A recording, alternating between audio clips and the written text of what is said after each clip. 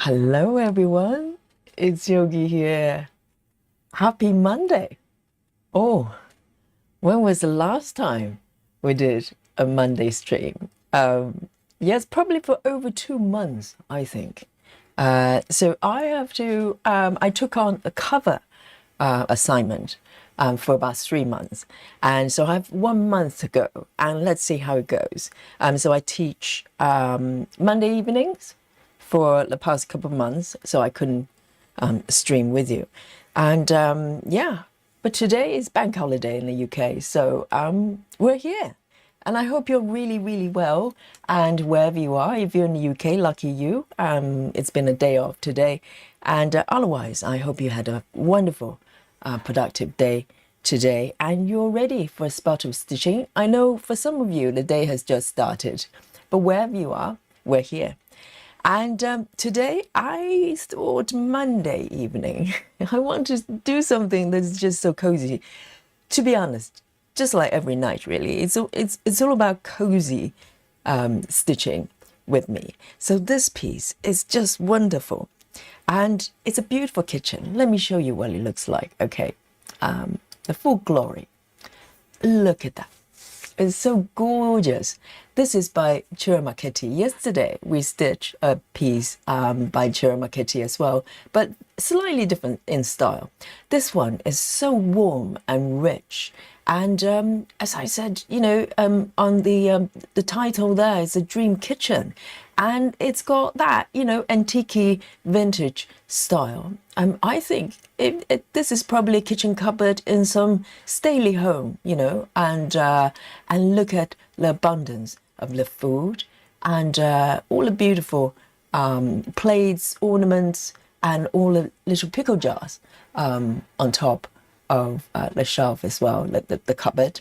And I want to draw your attention to the sort of not quite bottom right, but near the a rolling pin, slightly above. Can you see what it is? I know it can be easily missed. There's a little kitten sleeping soundly by the onions, I ask you, and just sleeping so soundly, and it's just so beautiful, and little kitty just so absolutely adorable. And the drawer on the left there with all the spatulas and chopping board, it looks like one of my kitchen cupboard sort of drawer thingy. I had a container with all the wooden spatulas and stuff going on there. So it looks somewhat familiar. Obviously, my kitchen isn't so isn't so vintage and so beautiful, but I love my kitchen as well.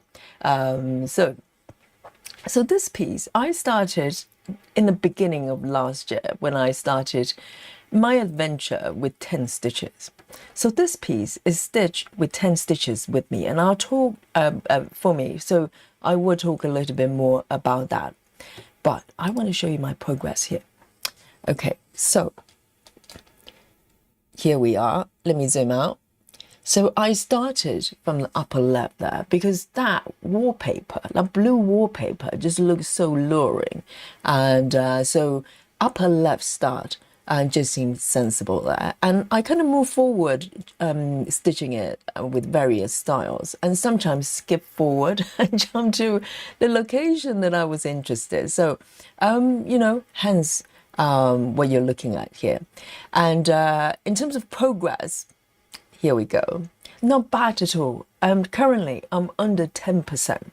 Let's see if we're able to cross over to 10% today. I know it sounds a little bit ambitious, but this is a mini, okay? I don't know how many stitches is required to go over that 0.12-ish, but I'm hopeful. And this is a mini and regular colors as well. It's 89 color. Yesterday, we did a mini as well. It's about 87, something like that. And but this piece does not feel as confetti as the one I stitched yesterday, which was the quilting room, for some reason. So it really depends on how it's charted. And also maybe I have not got to the confetti area yet. So that's entirely possible, but one stitch at a time. I'm going to start a sprint here. right in front of you. I'm doing it, guys. And the chat is watching. Yes, a brand new sprint here, and it's going to capture every stitch I'm doing today. So here we go. Let me come back here, and I want to say hello to all of you and greeting you all, and thank you for joining me today. We have first report to the chat. Oh, our Rajal, hey. Rajal says, hi everyone, happy Monday stitching. Happy Monday stitching to you. Happy every day. Great to see you. And Linda is here as well. Happy stitching everyone. Hello, Linda. And the top three, okay, the top three right on time here for the class. And Daria as well. Daria says, good morning, Yogi and Stitchy friends. And happy stitching day indeed. I cannot wait. I know we just stitched, yesterday we did over 4 hours, but I cannot wait to sit down here and stitch with you and chat. And Sarah as well. Sarah says, good afternoon, everyone. Yes, great to see you, Sarah. And Lizzie is here as well. And we also have Brittany. Brittany is having a day off today. Oh, wonderful. Brittany says, hi, everyone. I know it's Monday today, but hubby's birthday, so I took a day off. Of course, because Brittany is our weekend girl. You know, she's normally only able to be here live during the weekend, but today is a special day, and I hope you had a great celebration, and maybe about to as well. Different time zone. So great to have you today. And Rachel is here as well. Great to see you. And Amanda as well. Let me just turn my screen on a bit brighter here. And also Amanda, hello, welcome back. And Busy Mom, Busy Mom is work club. Yes, and we're enjoying holiday, a bank holiday Monday here. And Busy Mom is, slavering away, working. Great to see you. And we keep you company. And Catherine, hello. And Laura is also here as well, waving. Hello, chat. Great to see you, Laura. And Betty, BLT, is here as well. Great to see you. And Mary Henry says, hi, Yogi. Hi to you. And our lovely Susan is also here. Great to see you, Susan. And is it Cat Government? And coming back. Welcome back. And Valerie as well. And who else is here? Mandy Moran and Betty Hankins. And, is it our new friend? Is it a new friend? Alicia, hi, welcome back. I think Alicia was here yesterday, weren't you? And Gayla as well. And today's the 4th, isn't it? May 4th. Is it a special day, May 4th? Every day is special day, actually. And let's go down to say hello to all of you. And Janine as well. And Marsha, hello. Still floating in the sea, hopefully. And enjoying the cruise. And Grace Hoston, hello. And Ellen as well. Ellen, are you not streaming, Ellen? And great to have you here. And Clara, because Ellen is taking on the task of, doing Mondays and Fridays when I'm not here. So today's a special stream. And Barlow, the bunny, is back here as well. And we also have Miriam. Great to see everyone on a Monday evening. And Lynn as well. Love you, Lynn. And hello to Cynthia as well. And also special, sending love to Angelina. I don't know whether you have been reading the post on our Facebook group. Angelina's going home from hospital, having a lovely rest there, and stitching her wonderful, dimensions kit as well. So if you're listening or watching, love from us to you, family. We're here with you. And Melin is also here as well, and can't think of a better name. Well, that's a great name.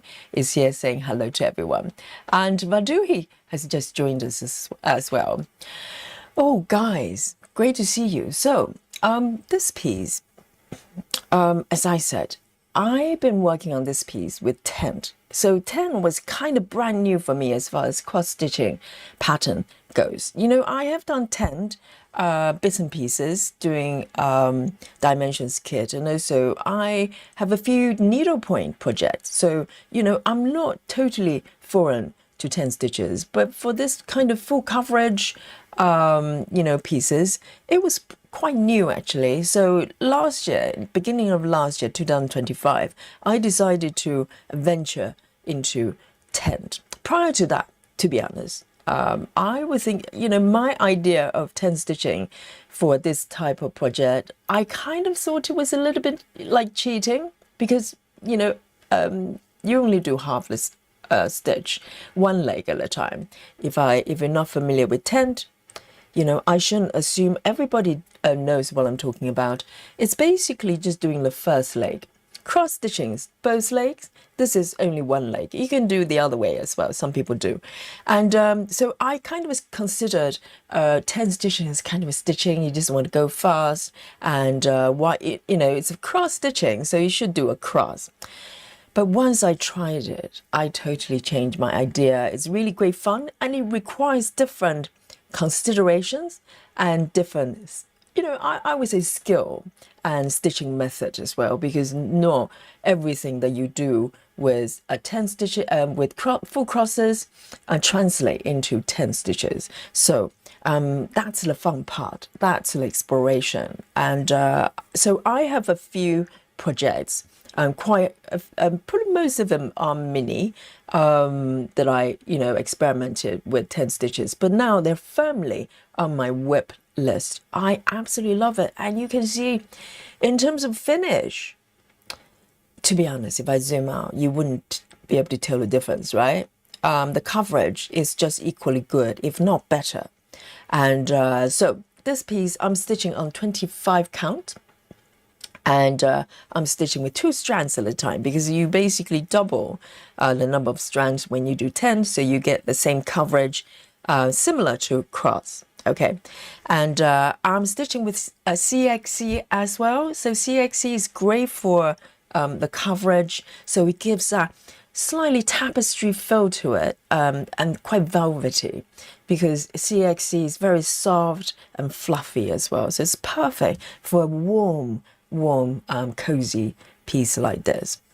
So today, you probably can tell, I marked this area. I think I marked it last time. So this has been the focus, area for this piece. But you can see I did a little bit to the right as well. This was when I decided to jump to this red jar, which is really beautiful, and did minimum to max, I think, and just do color completion within the area. So it's a little bit to go, and I'll go back and fill in the last bits. It's most tricky. I don't think I did minimum to max. I probably did random color completion. I just pick a color and do the completion. So that's why I still have the, the loose stitches at the end. But however you stitch it, you're stitching it, so it doesn't matter. You can see the sort of legacy of different stitching method here, and that's what makes it interesting and and fun as well.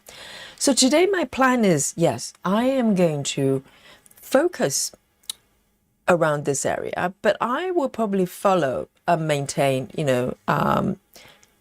keep it about 4 block high, so it creates a more uniform shape, and then I can think about how to move forward from this point. So this is my plan: 10 stitches, and I am going to do color flow of some kind, probably a combination of color flow, Gemma's method. Really, I find it works really well, because 10 stitches is very tricky for me when it comes to cross country. It's much harder for me to read the loose stitches like this. So either I do block by block, or I do Gemma's method so far. So this is part of the kind of learning with this piece as well. It might be different for everybody, and some people can cross country with 10, not a care in the world. I can't. So here we go. And let me know what you're working on with me today in this beautiful Monday evening. And, I need to know. I need to know. And Walk Away has joined us as well. Hello, and let's have a look. I love to learn about your projects today, your stitching today. Let's have a little look here. Let me, oh, that's quite all right, never mind.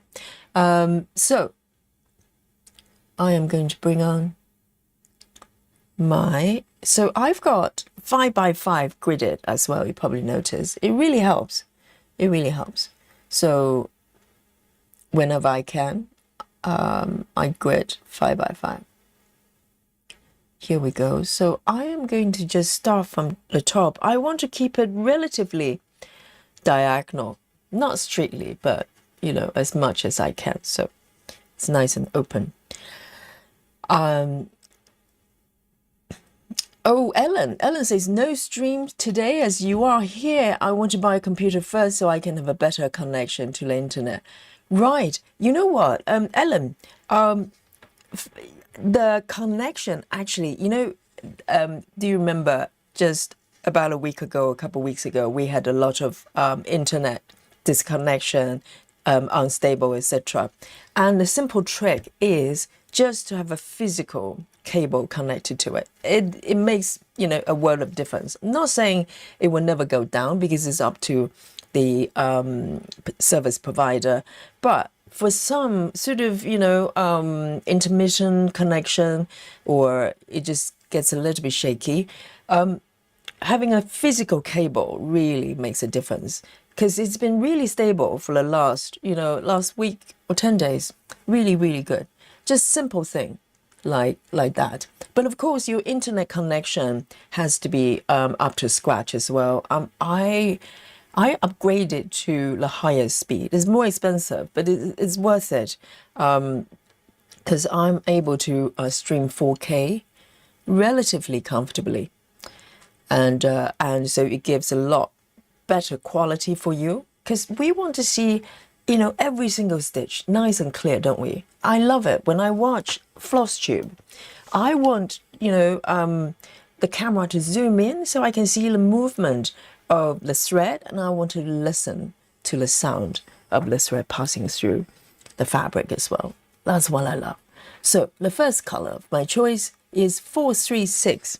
436. So my computer is pretty old as well. I just want to remind you, Ellen, if you don't just rush to invest on a computer just yet, just make sure the infrastructure, you know, you have good internet speed, upload speed, not download speed, upload speed, and also, you know, have a physical cable connected to your router. My computer, my Mac is very old and beaten up, but you know, it's doing okay. Hopefully it won't go down anytime soon. And you know, if it goes down, we'll have to say goodbye for the time being until I can get a new one, unfortunately. So I'm praying that it's going to stay alive, and so we can meet every day. So here we go. I am going to yes, every day when I turn on a computer, you know, and it's still working, I just, you know, I'm just so happy. So here we go. So let me double check, making sure that is correct. 1 block, 2 blocks, 3. Oh no, already. See? I have to look very carefully. It's actually this block. Already, I really need to count carefully. Yes, it should be here actually. So the coverage is really, really good with CXC. I think it would be pretty decent even if you do it, if I did it with DMC. But I like the mattness and the earthy tone of CXC. So it's perfect for this piece.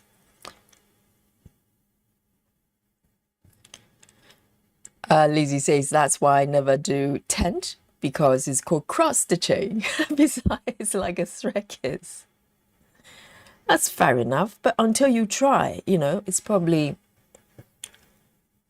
you have not really experienced it. I thought that for ages because, you know, prior to trying it myself, when I saw other people doing 10, I just go, well, you know, you're just being impatient.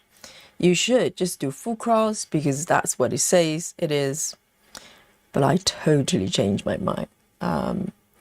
Doing 10 stitches is a joy. It's a different experience. I love full crosses as well. It's one more option that I can play with. Here, so I'm doing color flow.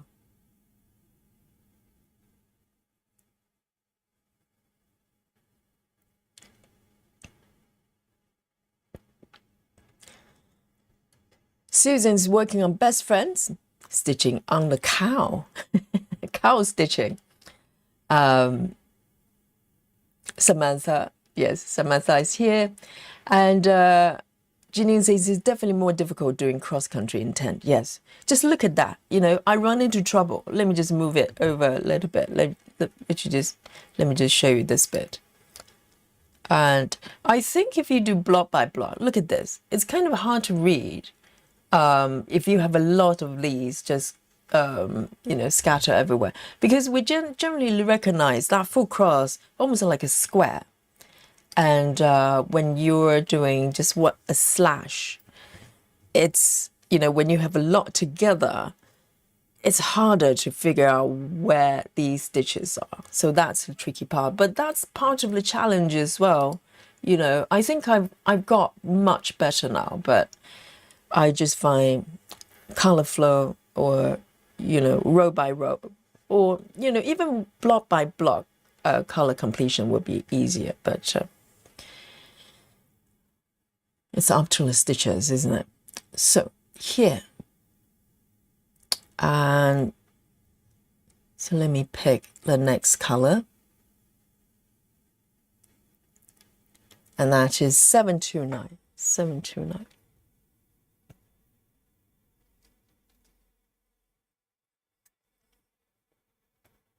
You know, I have learned that never say never. A lot of things, when I say no to it, the next thing I know, I'm doing it. So we tend also, starting and ending is also another area that requires a lot of experiment. And we tend with, let me just leave it a little bit longer so I can cut it. With full crosses, you have a lot more options. But this one, with 10, currently I'm doing a pin, a quarter pin. Can you see that? Just a little bit, a tiny, tiny pin there to anchor the stitch. And then I'm going to stitch cross over. Let me just zoom in a little bit more, just in case you're wondering what I'm doing. Can you see that little bit? I just did a tiny pin there. And then when I do the actual stitch, it's going to cover it completely, and it's quite secure. The only thing is you do need to cut off this little bit there. That's it. And then I can keep going.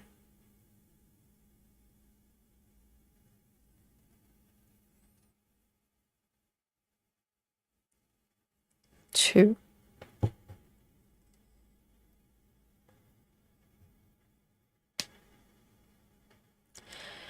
Brittany says, slowly plugging away on Spooky Boo, working on Frankie's face. I found his nose. It's just fascinating that Brittany is having so much fun with spooky things, you know, like skulls and dark scenes. Yes, but that piece is very fun looking. You know, it's not scary. It's it looks fun.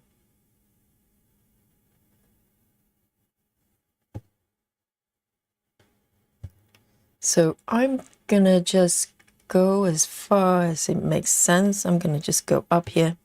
So in terms of where you go in for where you take your threads, thread to with color flow is very much of kind of your choice, really. There isn't a hard and fast rule in terms of how you do it. So it comes with just, you know, experience doing it. This one has only got one stitch and then park.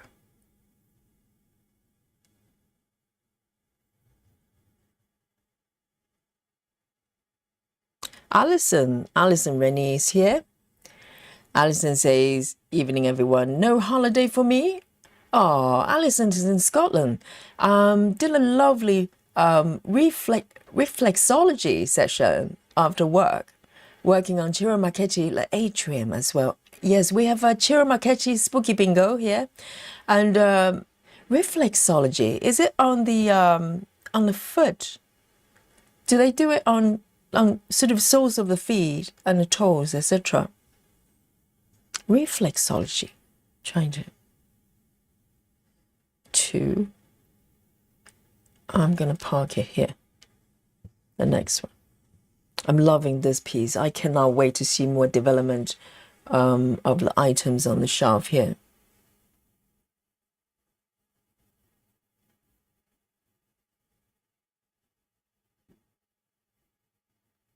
And I think Ciro Marchetti must be such a animal lovers, particularly for cats, because every single piece, other than those tarot cards, that's a slightly different kind of range of his style. Majority of his artwork has animals in it and a lot of cats.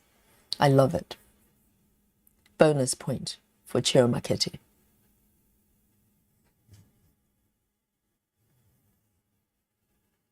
Crafty Tabby Cat.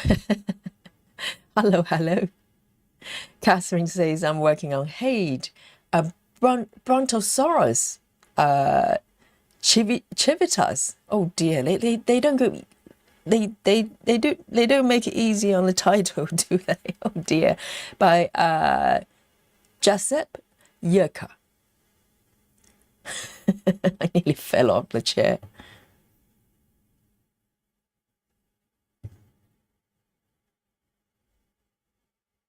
Sarah says, I'm working on Monarch today. Oh, great progress, I bet.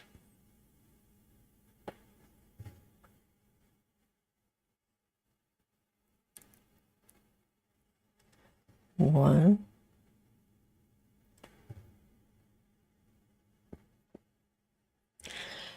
And Grace is working on Winter Reading Nook this week. Oh, it's like a weekly project, focus project. Beautiful piece.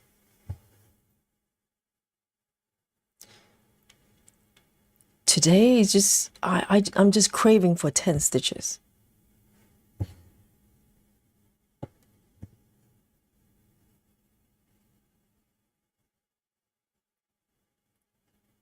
One, two. Let's have a look. One. Okay, I'm going to fudge because I made a mistake with these 2 little stitches. It's fudgeable.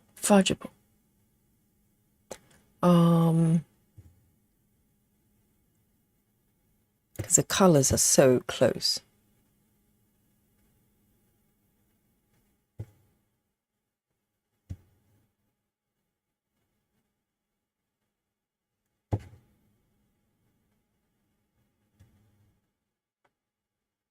And also when I'm doing tent, I don't really care if I'm doing continental or half stitches. You know, half stitches, you don't wrap your stitches at the back. And it doesn't matter with cross stitching because, you know, the back isn't essential, whereas needlepoint is more essential. 1, 2. Okay, that one is done. And 1, 2, 3. And it doesn't matter for me if I go from bottom left, go up, or the other way. So I just do whatever, you know, kind of it's convenient and makes sense. Walkaway says, I'm working on my sad little girl. Oh, that piece. Yes, it's a sad little girl with a sparrow that's departed from this world. Walkaway says, all that was left to love. Yes, that's the title of the piece. And And she says I made it all the way to the right side. So today I got to roll my scroll frame. It's exciting when you move fabric, isn't it? You feel like, you know, I'm moving on to the next chapter, a new adventure. It's nice.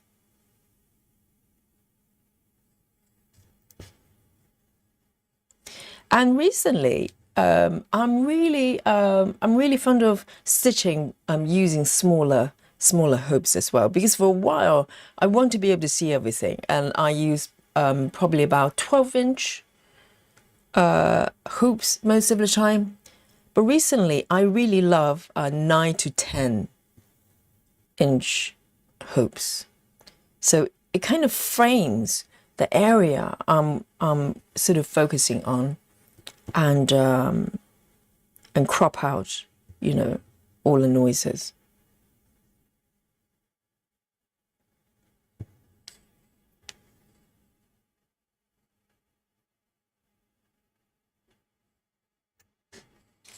Alan says, my son, his computer doesn't have any spot to put in an internet. Oh, it doesn't have the Ethernet cable slot, really? Right. Maybe it's like a iPad Air, or not iPad Air, iMac, Mac Air or something. But that's weird. Maybe you can get some sort of adapter or something, because investing in a computer is quite major. But fair enough. If that's what you would like to do, get a normal computer. Yes. Yes, and make sure you get kind of, you know, a decent microphone as well. It doesn't have to be super expensive, but you can get a stable, you know, microphone that kind of filters out noises. That's important, because audio and visual is, you know, really important for this type of operation. And Ellen's working on 360 degrees of cats and dogs. Oh, from Pain-Free Craft. Very nice. All right. I am coming down here. This is really nice. 1, 2. I'm going to do this one first. No, I'm going to do this one. So with CXC, because first of all, your part,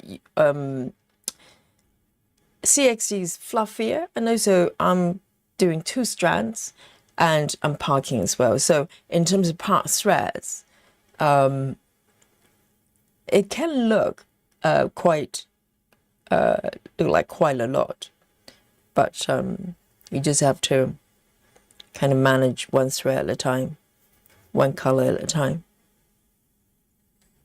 and try to minimize duplication of the colors, the same color, as much as you can. It will still happen, but okay, I'm gonna just park it there.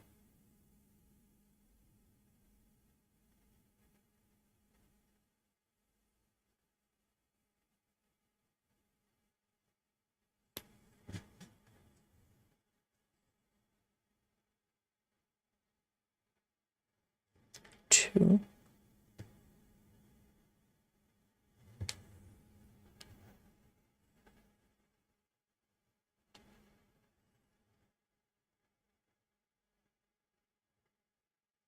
Hey, Kelly Quotes Stitches, Quotes Plus. Great to see you.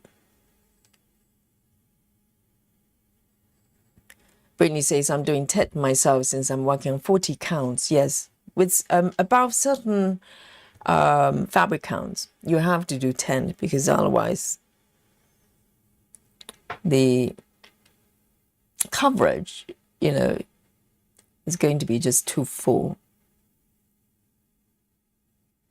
So that's one more, you know, one of the reasons you might want to do 10. 1, 2, let me just work this bit out. So,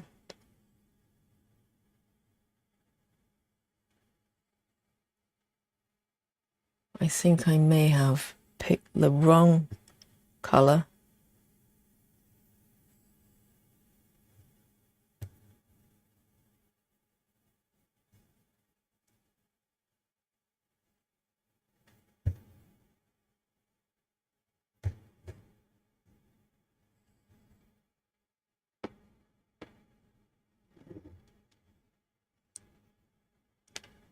And I'm trying to be a bit more relaxed with the back.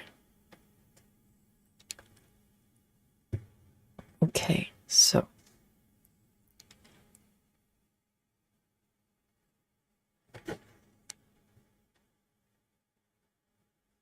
let me just find my spot. Where am I? So with color flow, because we're working from top down, it can get a little bit tricky finding spot to park, because sometimes you have to work through all the part threads in order to find your parking spot. You get used to it.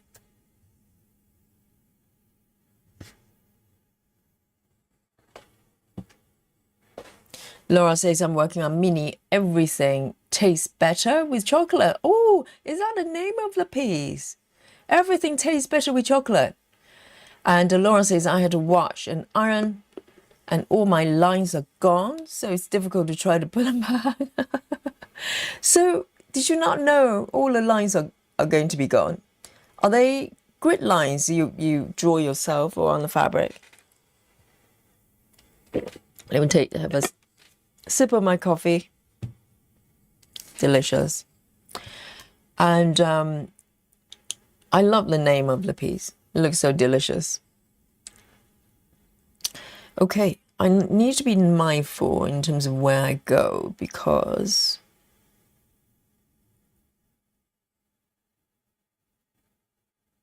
this diagonal line is getting, longer, and wherever you look, they kind of look the same.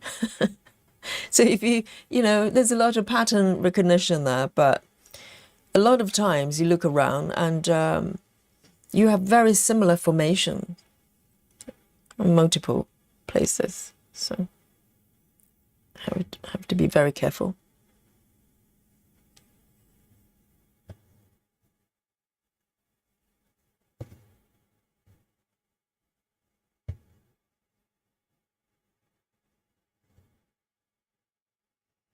And Amanda is stitching paranormal. Let me guess, with cat involved. It's paranormal, as in activity. I love it.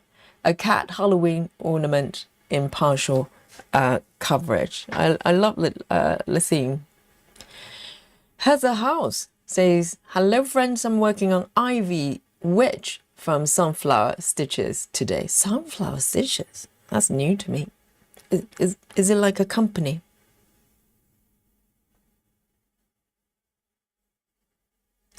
Maria, hello. Says, hi Yogi, happy stitching with you. Let me find my spot here. 1, 2, 1, 2.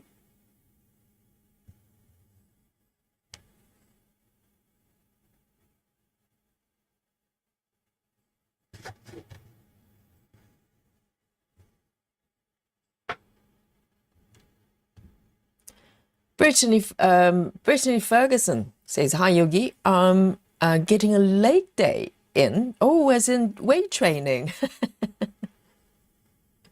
Yeah, I'm doing one-legged stitches as well. So I'm joining you with a leg day. And Brittany says, I'm working on Grand Library in diagonal with parking, so much better than block by block. I was getting lost in the pattern. Oh, I see. Block by block should be relatively, easy to manage, I think. But diagonal, maybe you're doing the row by row or color completion.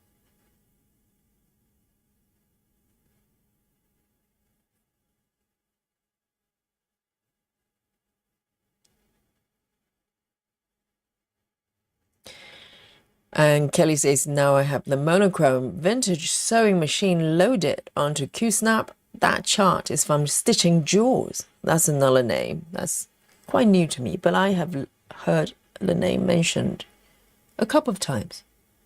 So this one is the last one. So I'm going to end my stitch here. So I'm going to end it with very similar method. I'm going to just do a pin in. Pioneer by Laura. Laura and Laura Stitch. There you go. Just a quarter pin hidden under a stitch.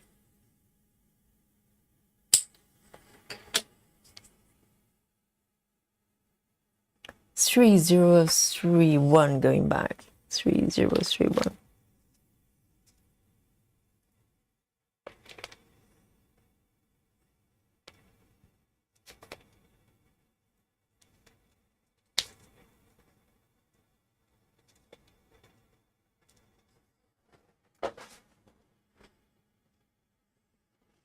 Lynn says, good on you, Yogi, for doing bank holiday. Where could you, well, you could be dancing London town with Mr. Yogi. Well, we dance all the time in the kitchen when no one is looking. No, for me, you know, I'm not a holiday person. I don't know how to do it. I'm one of those people. You know, if I go on holiday, if I go traveling somewhere, if I go somewhere, it's not a holiday for me. It's a project. It can be fun, it can be adventure, but if I really want to relax, I want to do nothing. But you know, streaming is like I'm sitting here eating chocolate and stitching with you. You know, very relaxing. And we had today earlier on as well, you know, to do activities together. So do not worry, Lynn. You know, we have plenty of time to dance. You know, me and Mr. Yogi, we don't have conventional 9 to 5 timetable. So, you know, we're quite creative with our time. And Lynn, have you been dancing today then with, you know, Mr. Lynn? I can't remember his name.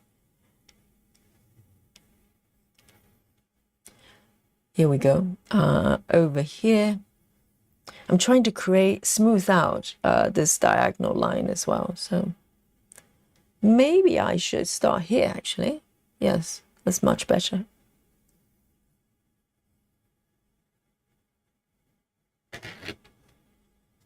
And it feels quite good when you start to have this, you know, very nice, loose diagonal line.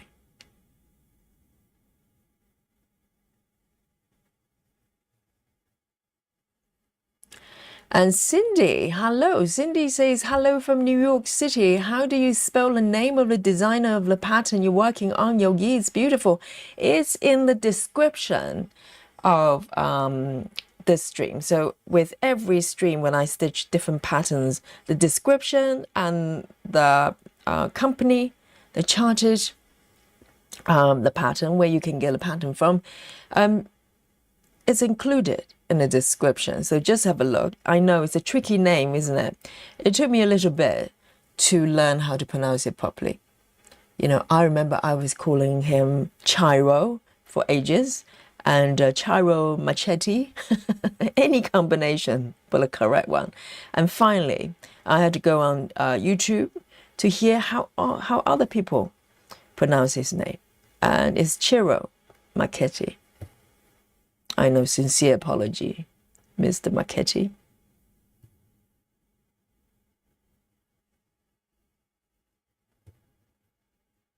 And the pattern of this that I'm stitching on is called the Old Kitchen.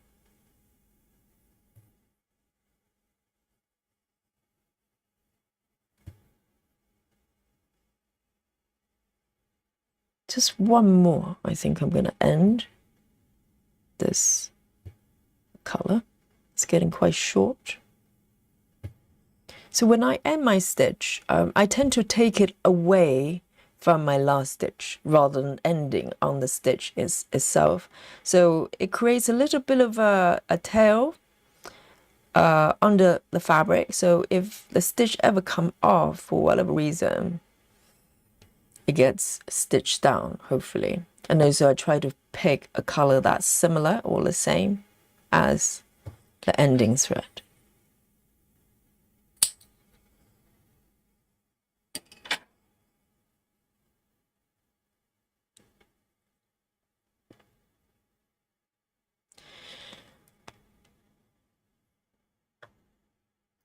Maria says, Yogi, you've been hiding. There's a new kit. Which one?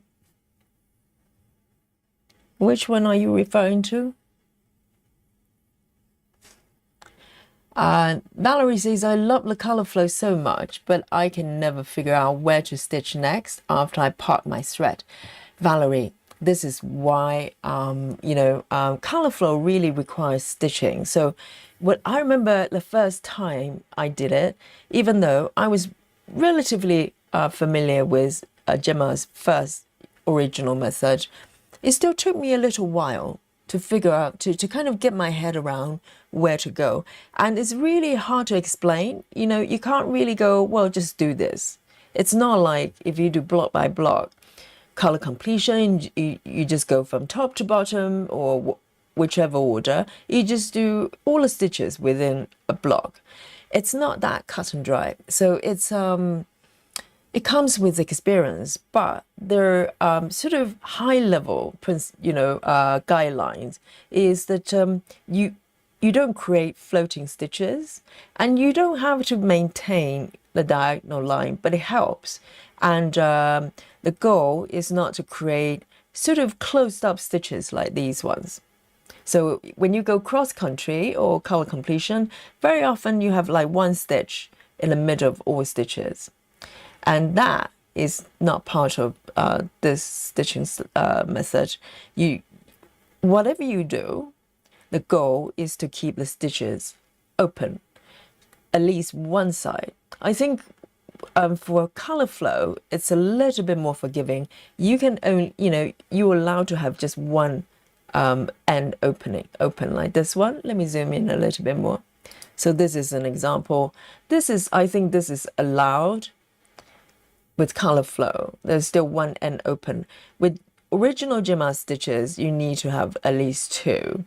So it's a little bit more flexible, but fundamentally, there are a lot of overlap in terms of, what it's trying to achieve. But color flow, as it suggests with the name, is flowing with the colors within reason. So you can flow a little bit further. If it's a whole patch of the same color, you're allowed to stitch that, even though it breaks the diagonal line or whatever shape you're aiming for.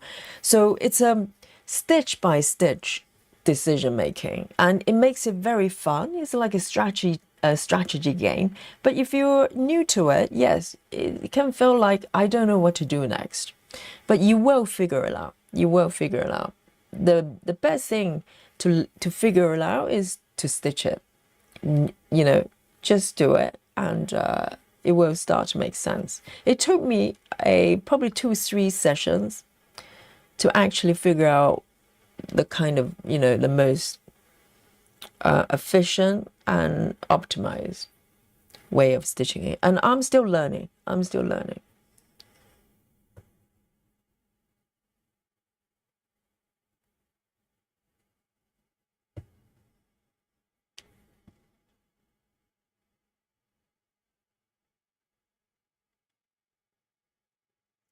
Why don't I do this one?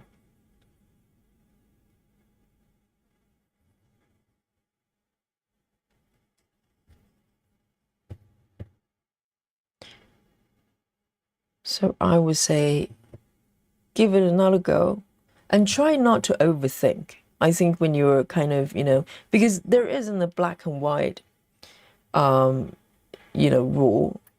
So If it makes sense to you, it's fine.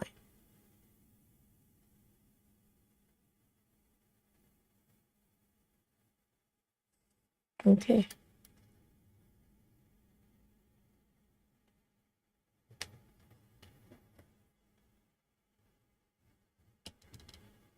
Mandy says, I'm starting Lola Crow Sao Museum after midnight.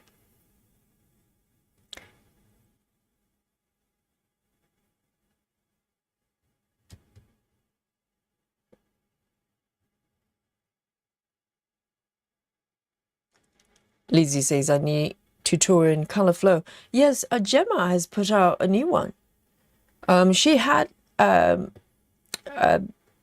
original one from a couple of years ago, but she's put out a new one recently. I have not finished the whole thing yet, but just by watching the first 20 minutes already, it's very helpful. So I'm going to go back and watch the rest.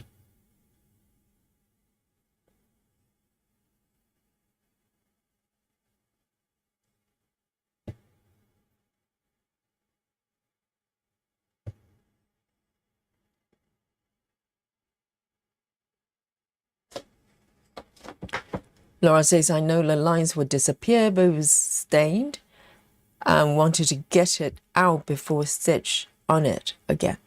Huh. Brittany says, Yogi, can you please explain color flow versus color completion method? Oh, color completion is basically you have a defined area. Sometimes you can do like within a block. So let's say if you have this block, right? Let me zoom out a little bit. So if you have, you can have any size of your choice. The simplest way, if you do defined working within a block, color completion basically means you pick a color within this block and do all the stitches within this area. It could be 2 blocks, it could be 4 blocks, it could be 1 page, or the entire piece. It simply means you pick one color, you do not stop until the color, all the stitches of that color is done. So you complete one color at a time. Color flow is different. Color flow is you're flowing with colors. You do not complete all the stitches, no. And as you're flowing, your goal, as I said, is not to create floating stitches and closed up stitches. So having those high-level ground rules in mind, you can make your decision in terms of how you want to proceed. And so it really comes with stitching the method. It will start to make sense.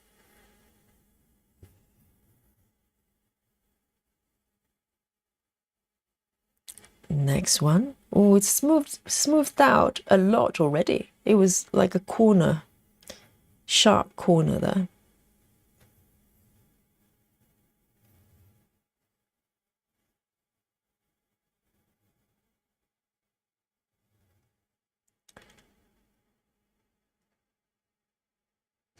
Three, 4, okay. And with color flow, I find it really relaxing, but it does require for you to slow down as well. If you try to move forward with the same speed as cross country, you'll probably get frustrated. This is one of those methods that you're just, you consciously staying here and stitch this way.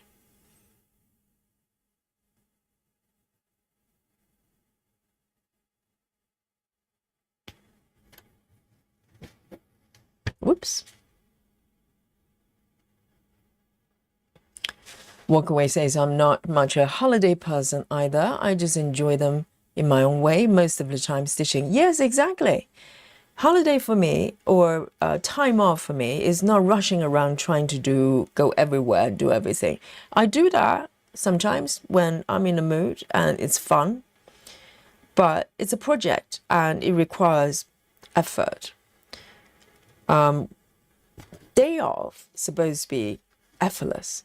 you know, supposed to be restorative. So for me, if I'm really having a day off, is doing nothing or just do things I just enjoy, like stitching as well, and making things, or just lounge around, you know, just enjoying life. Susan says, plenty of time, Lynn, for them to half finish puzzle before putting back in the box. Well, I'm probably in the middle of some conversation there. I don't know what's going on there. Alison says, reflexology is the feet. Weird how it works and how they tell what issues you have before a certain point.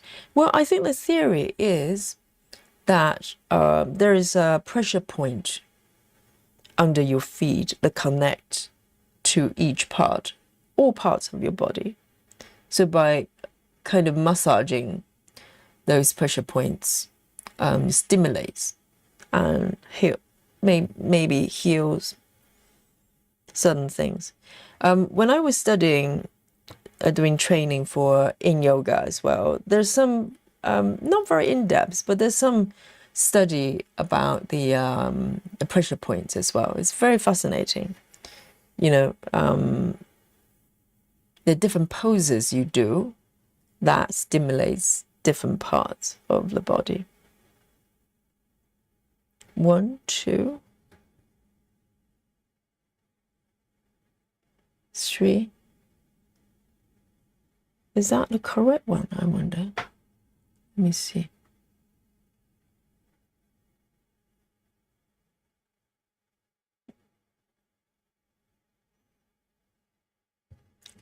I think the idea is there are different pressure points that connect the entire body, almost like scaffolding, and they all connected together. So if everything flows, you know, the body is healthy and happy. And if it doesn't, if there are blockages, you're in trouble.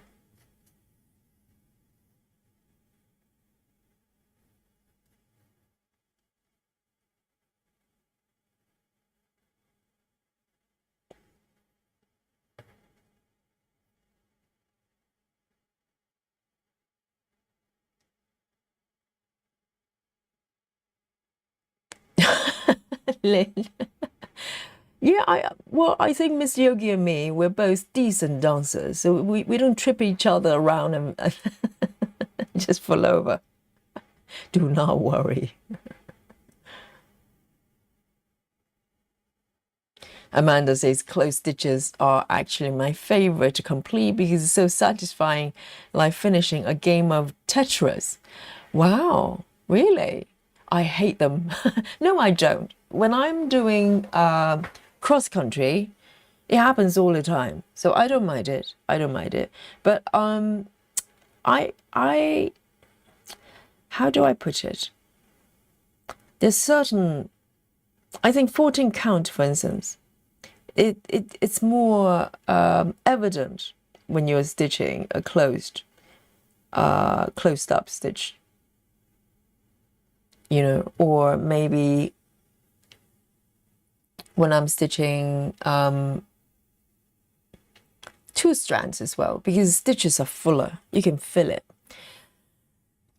Single strand, I don't mind one way or the other.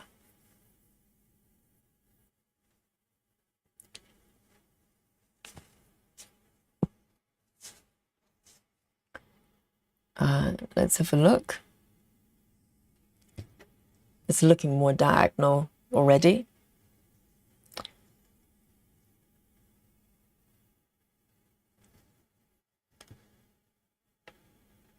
So 1, 2.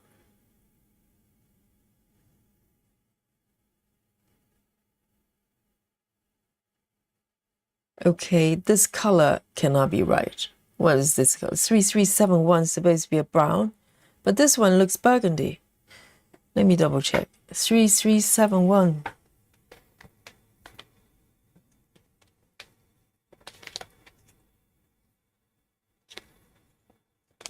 Yes.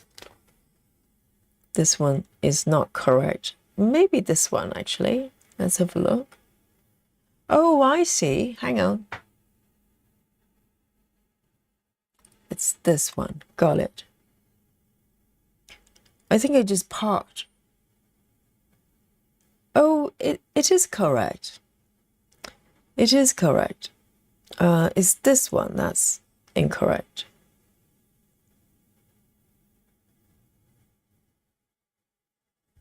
I think this one goes here. It's good to check the swatches.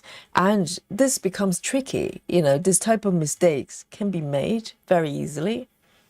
If you're stitching with paper, if you don't have an app, right, it's much harder to cross-reference the colors, to check the colors. You can check the thread numbers, I presume. But if you're parking and you just pick up that thread, if you park in the wrong place, it's much harder to verify whether you're stitching the right color.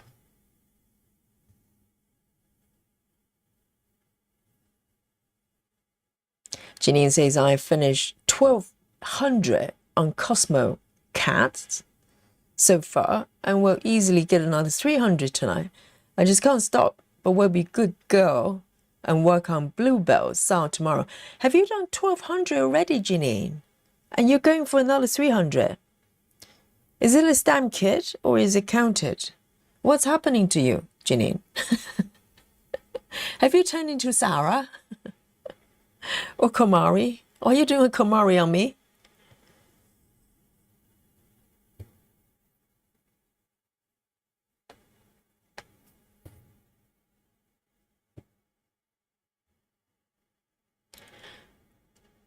See you later, Barlow, the bunny.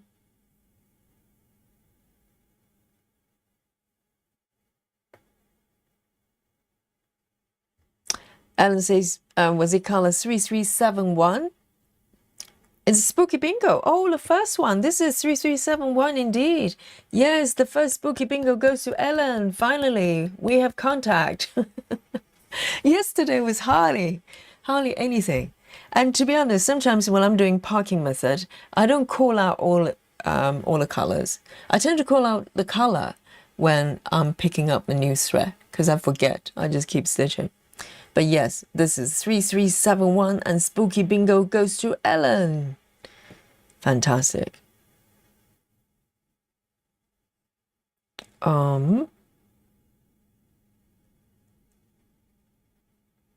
Here.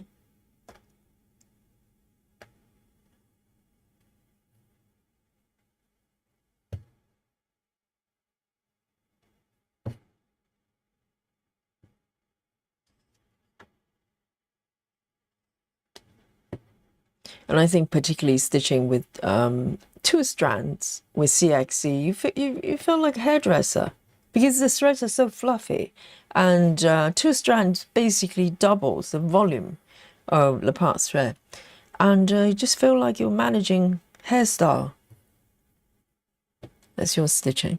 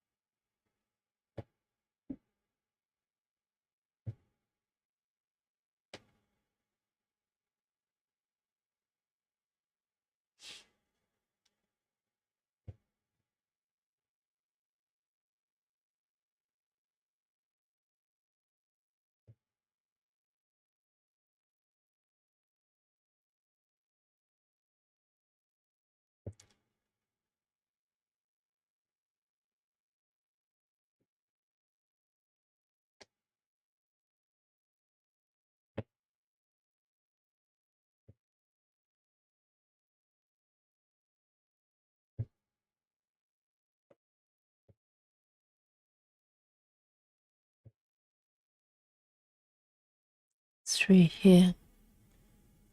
And I think I'm going to park down here.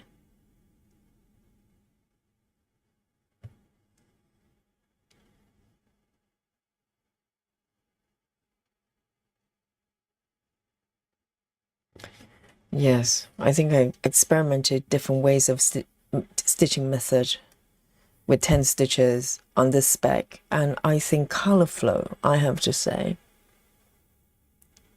is the best so far.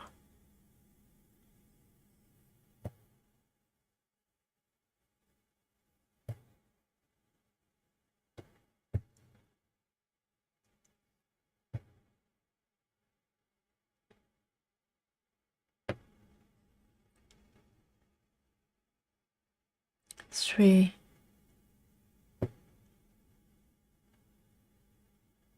One, two, 1, 2, 3.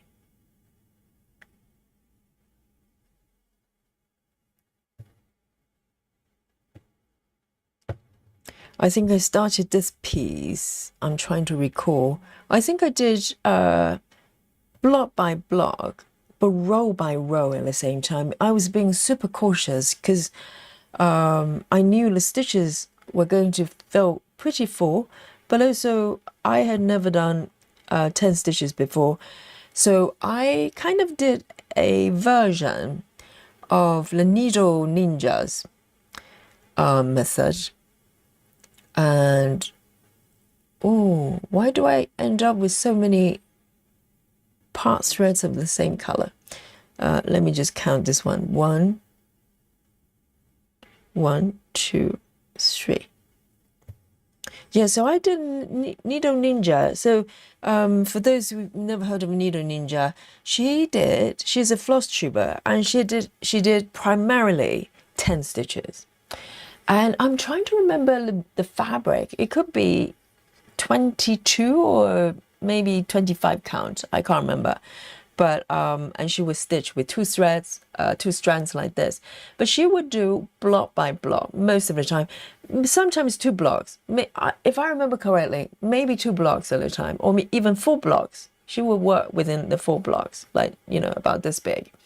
And she would do what she calls snaking method. So, because you only doing one leg one way, and then she would snake all the way back. So if you think about it, you go, let me pick this block.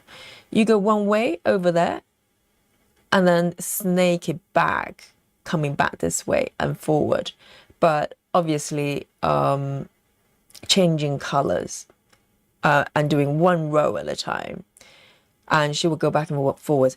I never quite figured out why she's doing the snaking, because if you're doing row by row, it doesn't matter which direction. And I think later on, I learned from the chat, someone says that's because she's stitching 10 stitches in the way that is consistent at the back. So if there are 2 ways you could do 10 stitches. You can do, bottom, I tend to do from left to right. I go bottom left, upper right, and keep going like that.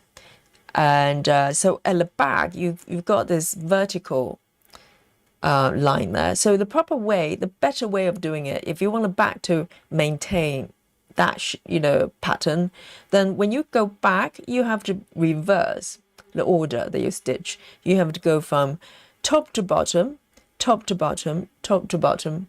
So instead of bottom up, bottom and top right, you reverse the way back. I'm not that, strict with cross stitch patterns. I do that only when I'm doing needlepoint, because the back does matter for needlepoint, but the back isn't so critical, whether it's consistent or not with full coverage piece. So I don't do the snaking, but I do follow her way of doing row by row, and it worked well as well. But it's a little bit more restricted, because you're working within like a block or 2 blocks, whereas this way of working, you just flow wherever makes sense. But I quite enjoy the snaking without snaking as well.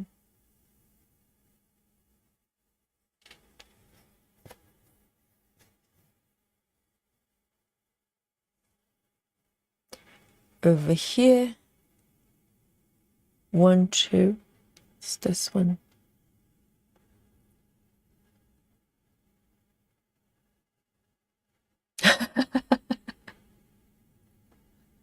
Floss Haven is in the chat. Floss says, every time I open YouTube, I watch Yogi. YouTube asks if it's not bedtime.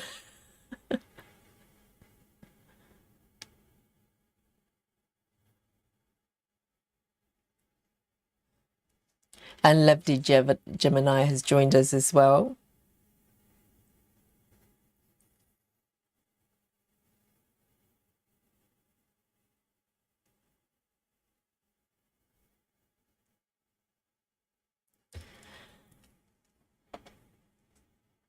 And Walkaway says, yesterday was my dog's gotcha day. What does that mean?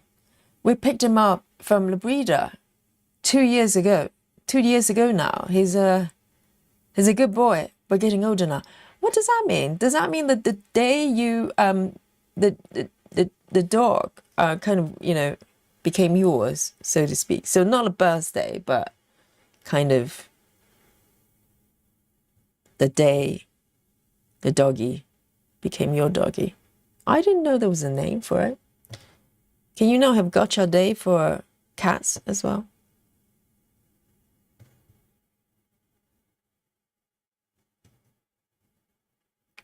And congratulations, of course. 1, 2.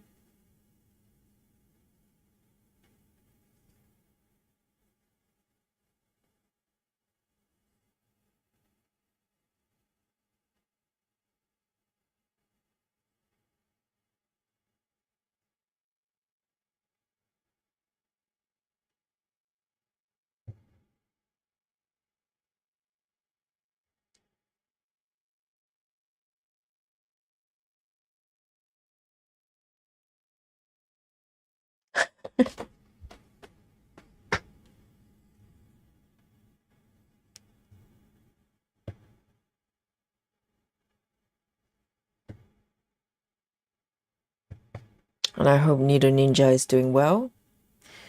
She was one of my favorites.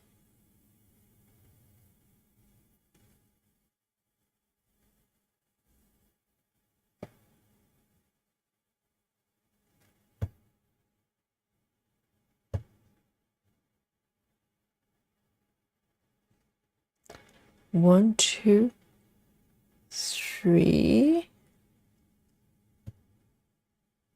Just one more stitch. See, for 10 stitches, it's a little bit tricky to read, particularly how far away from, because it looks like a slash. So a lot of times I miscalculate, you know, when you're counting from the grid line, for instance. It's very easy to count it wrong for me.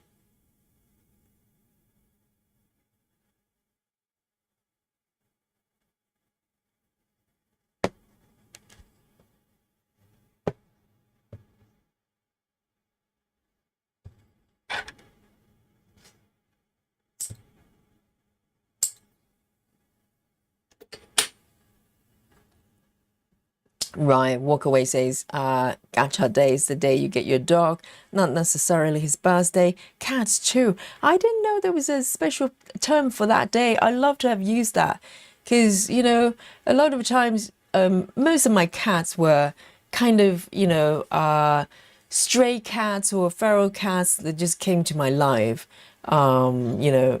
And Dolly was a bit different. Dolly and Molly, I actually adopted them from my friends' neighbors.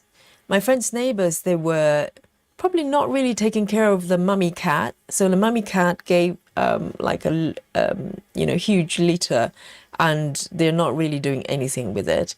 So I, adopted Molly and Dolly. They were sisters, but most of my cats are from my patio and garden somewhere, and they just find me, and they became my cats. So so it's not even a gacha day. It's difficult because sometimes they come for a while and then eventually you decide to adopt them. So I don't even track the dates. Oh, I wish I did. It's a little bit like birthday, isn't it? But if you officially adopt a cat or a dog, then you would have a date. Linda says, just had to frog 40 stitches, white stitches on white Ada. You didn't have to do that. You can just leave them there. You wouldn't be able to tell. You can't tell, really. 40. Oh, dear.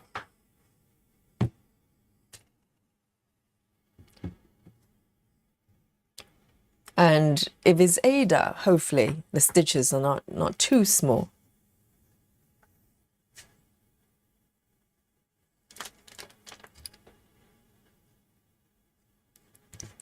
All right, that's looking a lot better. Now I have a lot smoother diagonal line here.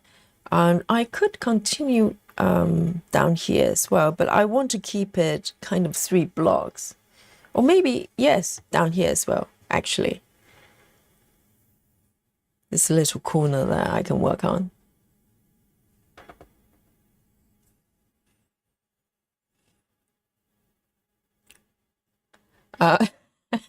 Walk away, says Yogi. Lily probably has a gacha day for you. Yeah, sure, gacha. Oh my God, he's really getting me for sure. All the rules, the strict rules, it's all taking place, in front of your eyes day to day. I went from giving him some food because I've known him for a long time. Okay, I thought he was going to just eat some food in the past. He has tried to become my cat, but most of the times, if I start to kind of not engage him too much, he would move on, and he had moved on a few times in the past. During COVID, for instance, for about 2 years, I didn't see him. And I was thinking maybe someone adopted him, or, I was hoping that will happen. But he came back, and this time around, he's so determined. I did this, right in front of you during the chat a lot of times. I went for about a month. It was really painful months, I have to say. I went for a month. Basically try to avoid a cat from oh, hang on, I've got this one. Try to avoid him and hope that he would lose interest, and let me just mark this one. He would just lose interest and move forward, because I was worried that, Dolly was going to get really unhappy and nervous and fearful. And went from there to now I'm giving him a lot of food. But gradually, I kind of let him come in a little bit more. I know I'm terrible. I'm just not consistent. So I think Lily is probably quite confused. He's like going, well, yesterday, you let me do all these things, come in and walk around. And today, you don't let me do it. I'm just terrible. So.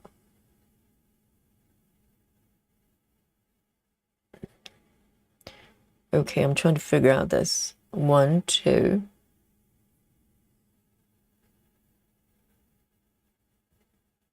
I don't know. I don't know what's happening, but he's kind of training me gradually to loosen my rules little by little.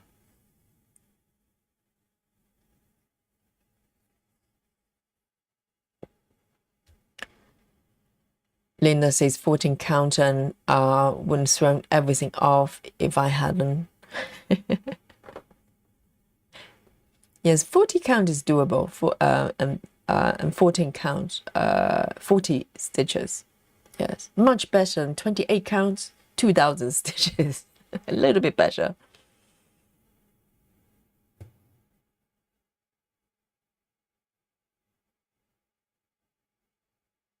These two are done.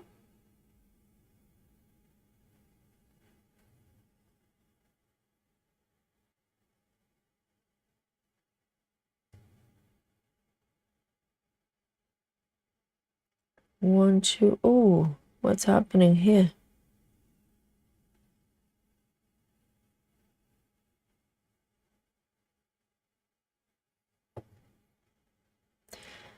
And Lynn says, Yogi Midnight guinea pig wants to know if you want to share his red pepper. Oh, so Midnight is sharing his red pepper with me, is it? I love red pepper.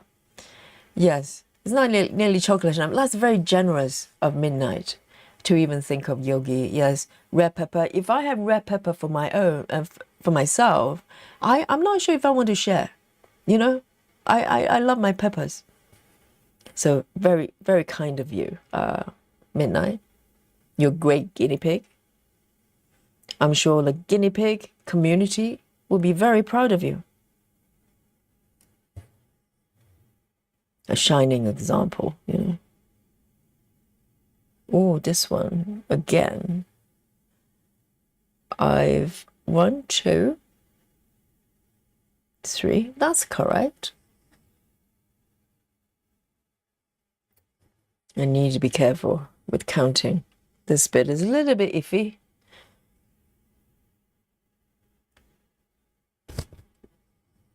Walkaway says there's a bunny who has made her nest of bunny babies. Oh, bunny babies in our backyard. Now I have to keep my dog from them. Wild bunnies, not pet bunnies, so cute. So you cannot keep them, can you? Wild bunnies. Oh, bunnies are cute.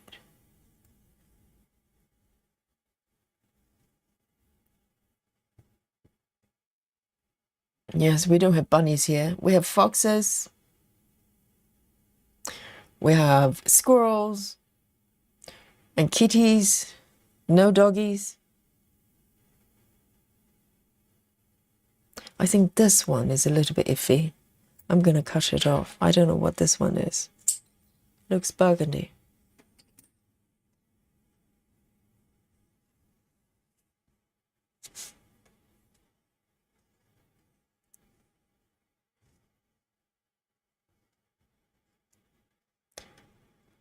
I never had bunnies. I think the problem with bunnies and maybe guinea pigs as well, because the lifespan isn't very long. And I just cannot handle that. I can't handle that. I'm probably suitable to have something like a parrot and then live forever. They just live forever. I can't really handle pets that do not live over like 12 years or 15 years. This one is 938. I want to double check the color. 938. I'm not convinced. 938. Okay. It looks correct.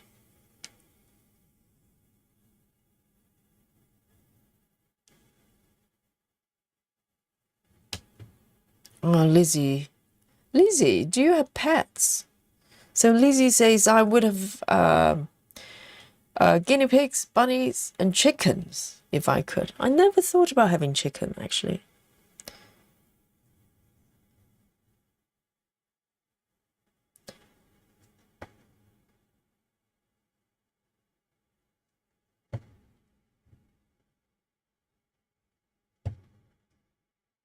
One, two. I think with chickens, you pretty much need to have a farm or some sort of really rural environment for them. You can't just have them in a city. That would not make sense.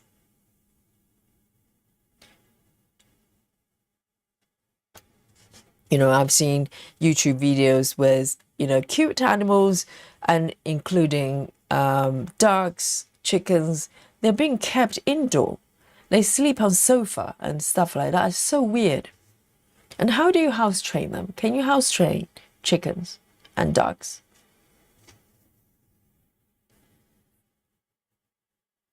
Oh, Lizzie has 3 cats and dog. Well, that's enough to keep you very busy.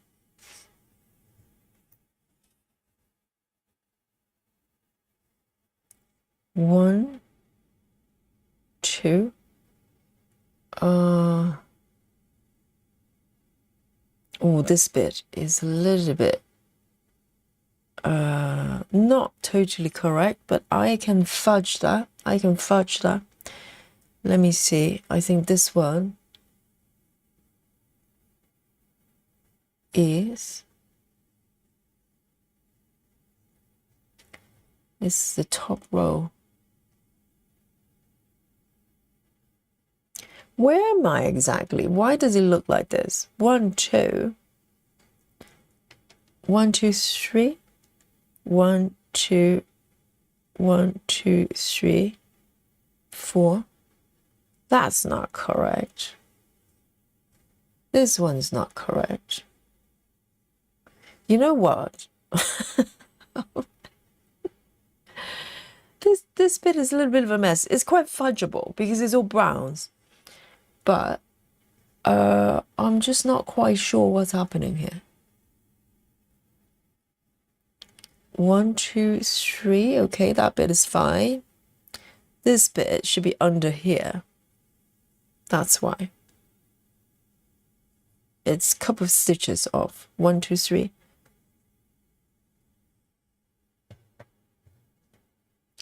1, 2, 3, 4. Should be over here.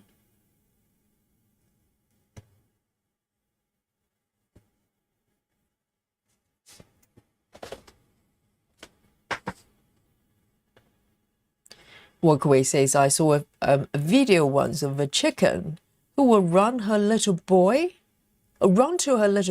when he got off the school bus every day, just like a dog would. Yes, I bet if you bond with an animal, they can probably recognize you. I bet. It's just I know very little about chickens. So I don't know, you know, how they interact with people or whether they want to really. Do they want to be pets? I wonder.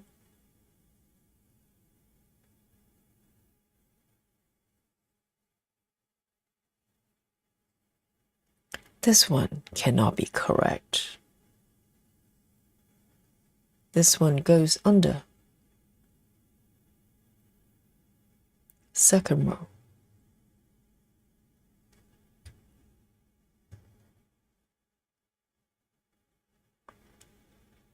One, 2, 3, 4.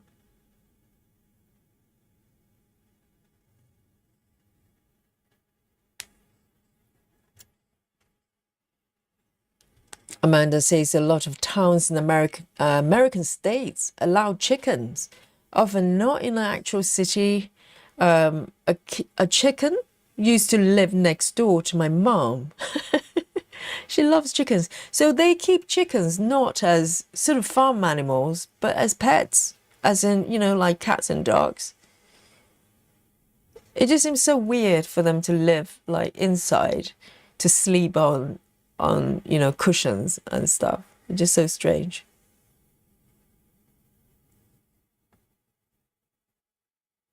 I'm not sure if there are rules in the UK.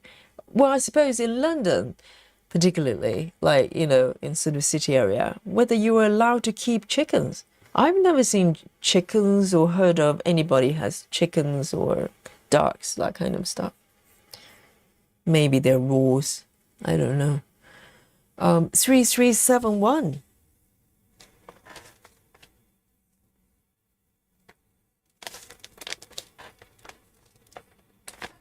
I've heard people keeping foxes as pets, so, but maybe not in the city, maybe in the countryside.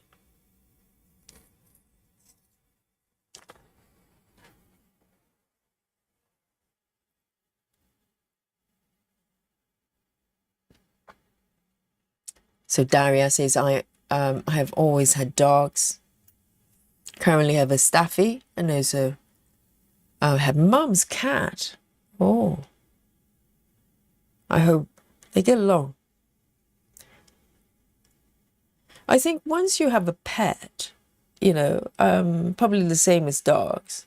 We had a family dog, but I never had dogs myself, even though I love dogs. I think dogs for me, they require a lot more sort of, you know, full-time attention, really, full-time care. Whereas cats, they're very independent. But once you have a pet and you're used to having, you know, like a cat or dog or some sort of animal companion, it's very hard not to, you know. A lot of times if you lose the pet, you want to, you know, get another one because you just love the interaction, the companionship. And I can't really imagine my life without cats.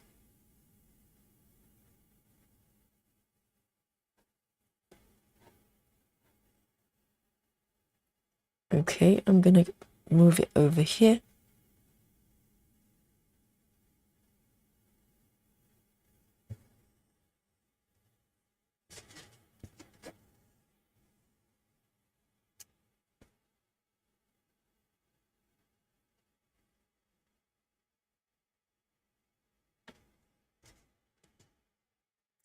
A15, I want to double check this one.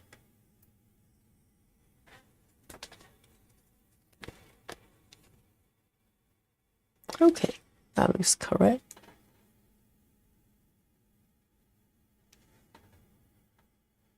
One, two, one, two.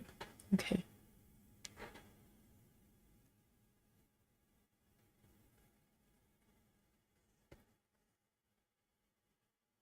See you later, Catherine. Lizzie says, I had a cat as a child who used to wait at the end of the row for us as a child to come home from school and follow us back to the house. Yes, cats, they don't always do that. Because dogs, I can imagine they do, but cats depends. I used to have a cat called Oscar.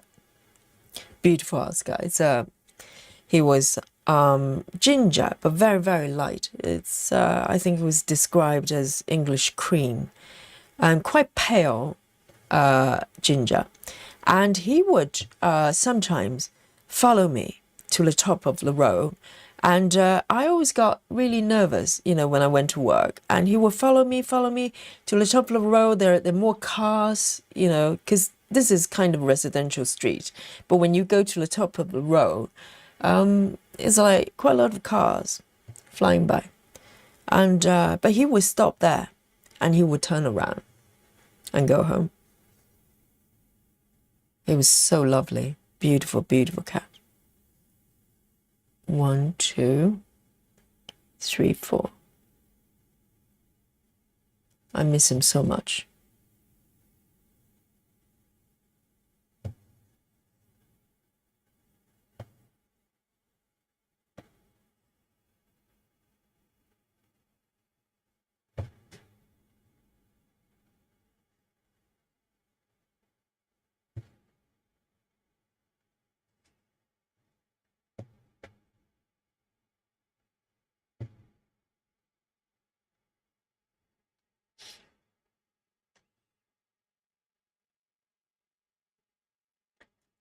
I see. Amanda says chickens are sort of like pets, but outside, and lots of people getting eggs from them as well as bond with them as pets.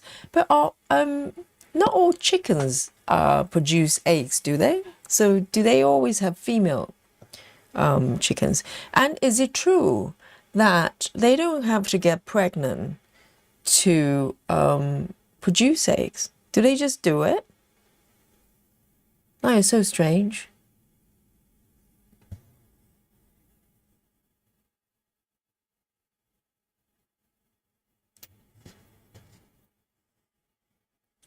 Spooky bingo 3371. Yes, with Ellen.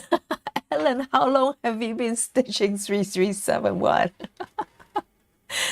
Is it like a sampler with 3371? And yes.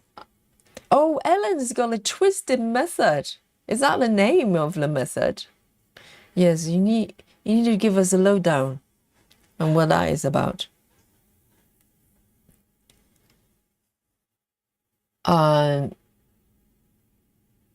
Lizzie says, I think the chickens can be kept as pets.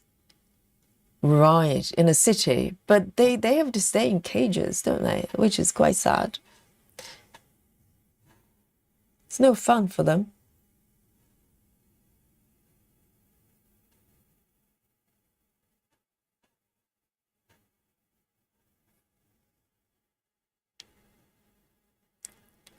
Brittany says, my in-laws had a rooster that just showed up one day and decided to live there. What kind of place is it? You just have a rooster just show up.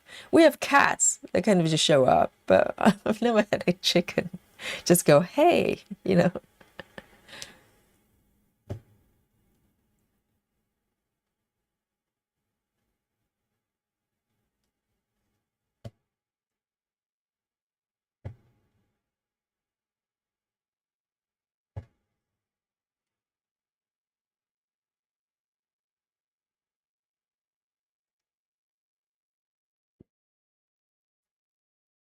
Janine says, the rules here, it has to be a rural area to be able to have farm animals. Chickens are very noisy. That's quite true. Yes, not only the fact that chickens are probably not really suitable for urban area, but also they do make noises, don't they? You don't need sort of alarm clock. So if you're working night shift, you have to get up at the same time every morning. You've just come home and the chicken just start, making noises. That's quite true. The noise factor as well. Hi, Rachel. And Michelle is here as well. Michelle says, back from stitching retreat. Really? Where's this beautiful retreat that you've gone to? I hope you had a lot of stitching. And Michelle says, miss my yogi squat chat. Hope you all had a great weekend. And you too. How wonderful to have you back. And I hope you're ready for more stitching. How wonderful to have a stitching retreat. But every night we're here. Well, every night for me. This is like a retreat every day, isn't it? And you don't have to go anywhere. We're here. Okay, this one, I am going to end the stitch.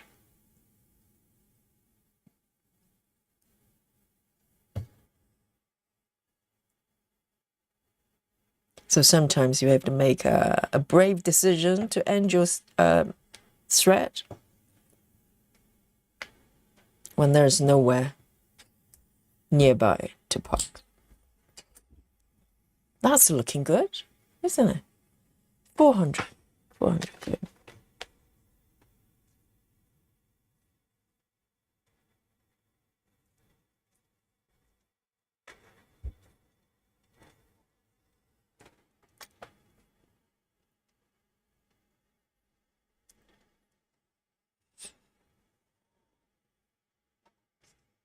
Lizzie says, I wish I could have a kitten now, but we have a 16-year-old girl who may not take kindly to a kitten invading her space. You know, every time I watch those animal videos when the kittens, you know, I don't care. You know, I love grown-up cats as well, but kittens, my God, just give them to me every time I look at it. But I try to resist, you know, and it's very hard.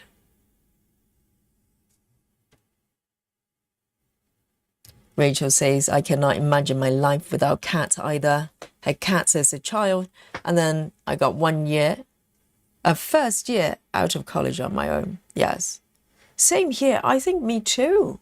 I think when I was at college, no, I didn't have cats. But as soon as I had my own place on the third year, yes, I immediately found a place that I was allowed to have cats. So I've been living on the ground level pretty much throughout, you know, rented or whatever. And, you know, if anywhere, it doesn't matter how nice it is or how cheap it is, if they're not allowed to have cats, I don't live there. And I always make sure to have at least a garden or some sort of open space the cats can go outside.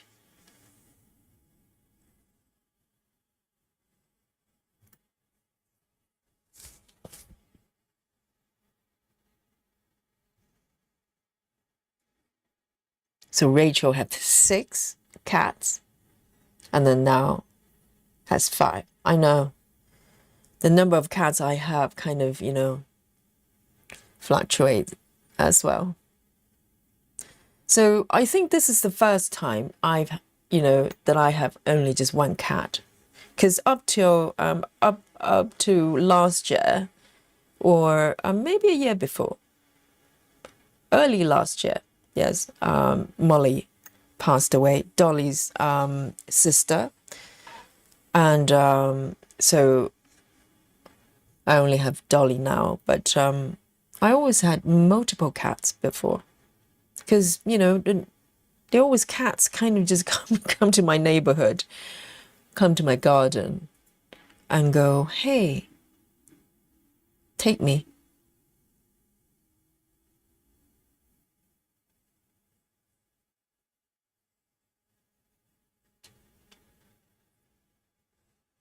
Lizzie says, oh, regarding chickens, it is natural for them to produce eggs. I don't think all eggs can be fertilized. I kind of heard that. So chickens, they just produce eggs no matter what.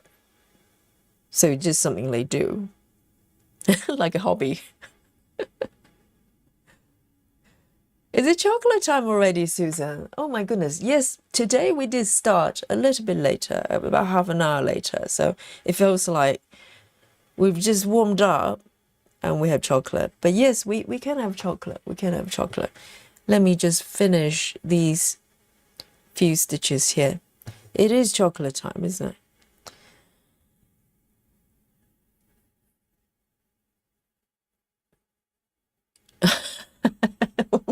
Walk away, say someone, please explain chicken, birds, and bees to Yogi. I know I'm clueless, aren't I? Yes.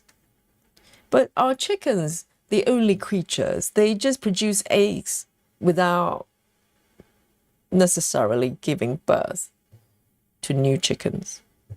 It's quite weird, isn't it? Why would they just keep producing eggs? What does that do for them?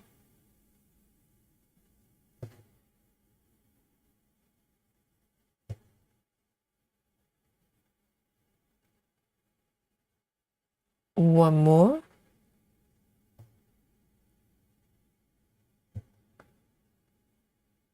And here, okay.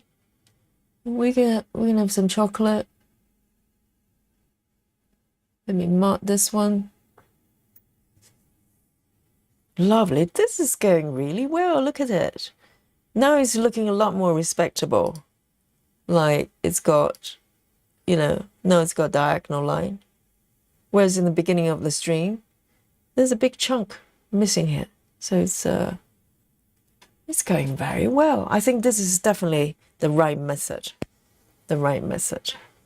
I mean, there's some sort of part threads that were in the wrong spot and I had to fix. but they were from the last session, so the previous sessions. Very nice. And hopefully I can start to fill in this space and connect with this bit as well. Chocolate time, guys. Beautiful. Look at that. I love this little red jar here. That's why I had to cheat and jump over here to stitch this bit. I think it's probably red pepper pickles. Lynn, do you think that this is what it is? This is not strawberry jam, I don't think. I think it's some sort of pickle. Red pepper pickle.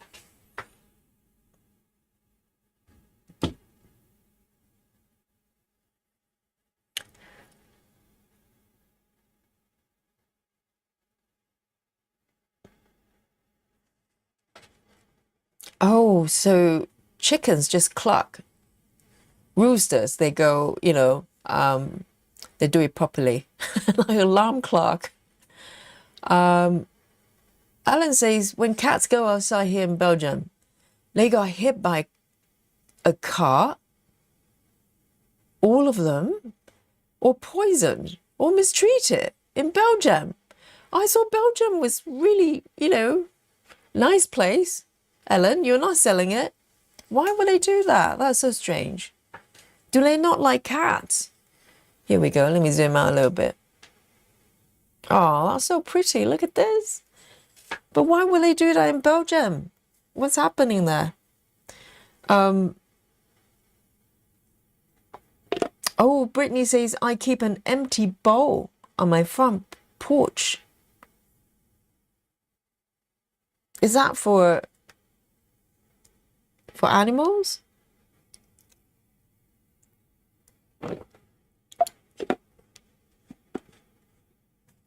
Yes, cats in this country, Lizzie, you're quite right. I didn't even think about whether there are laws or not, but cats can roam wherever they want, but dogs are controlled very, very strictly, probably because some dogs can bite people, whereas cats, they don't attack people in general. Maybe some do, but yes, cats, they can just go wherever they want.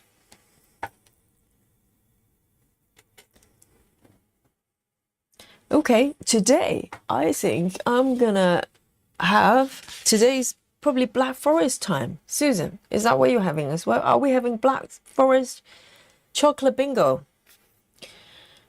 Yes. Today I'm in the Black Forest mood.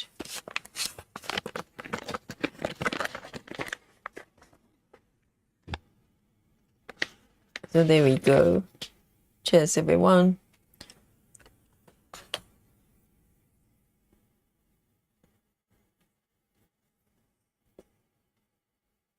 Oh, crafty tabby cat. crafty cat. Tabby cat says, how many eggs do you produce a year and don't do anything with? Like all of them so far, 37 years. But the thing is, no one is taking my eggs and cook them for breakfast, okay, crafty? Yes, fair point, fair point.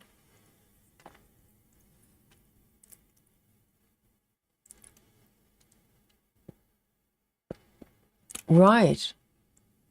Ellen, I thought, you know, all European countries, they love animals. Belgium doesn't sound like it.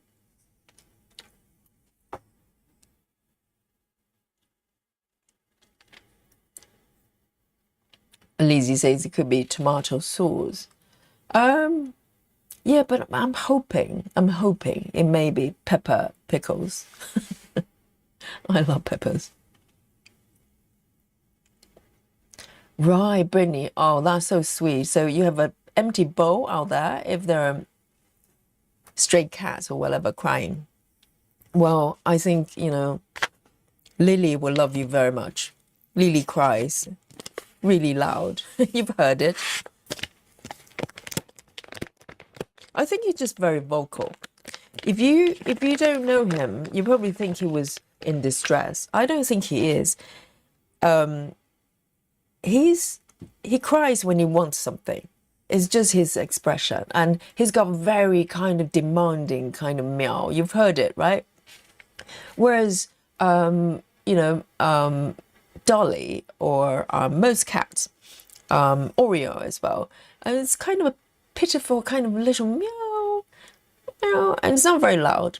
But not Lily. Lily is like going, hey, listen to me. I'm talking to you. It's just his personality.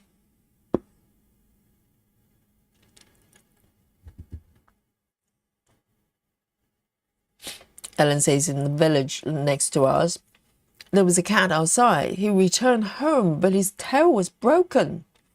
Well, Ellen is really not selling Belgium to us. I'm not going there next time.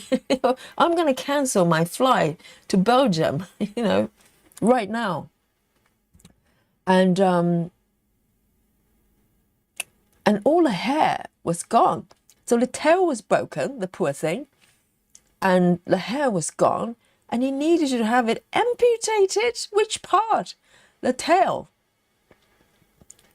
Wow. And the vet said it was done on purpose. And that happens a lot. That doesn't make sense. Why would people in Belgium do that? Are they angry? Are they mad? In general?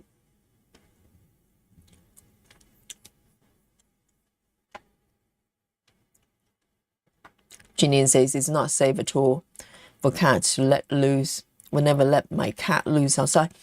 If where you live has some sort of natural predator, or maybe near a very busy area where there are a lot of traffic, yes, I totally understand. But to go outside like Ellen's, following Ellen's description, in Belgium, the people they're mean to cats. That doesn't make sense. I mean, Ellen seems like such a lovely person. I can imagine her fellow, Belgian people wouldn't be as nice as Ellen.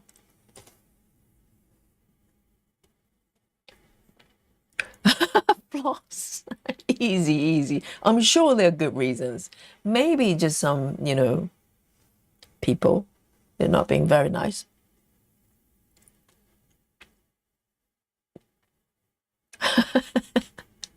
Ellen, they're not going to hire you as a, ambassador for Belgium, are they? It's going to be on the leaflet, people over here, come visit us, we are mean to cats. But Ellen's very nice, so no problem there. Laura says, does Belgium have a lot of serial killers? Laura is a true crime fan, like me. And I don't know, are there any well-known Belgium sort of crime cases? I don't know much about Belgium, actually, other than, I know taking Eurostar, you can go to Belgium. Ellen says, they're not cat lovers at all. I got the animal inspection sent by one of my neighbors, so they hope I would need to bring them to a shelter. Wow, that is so weird. I have never heard of a country that just do not like cats. Is it just cats or just animal? They just do not like animals. That is so strange. I never knew that about Belgium. I thought it was a beautiful country with beautiful architecture.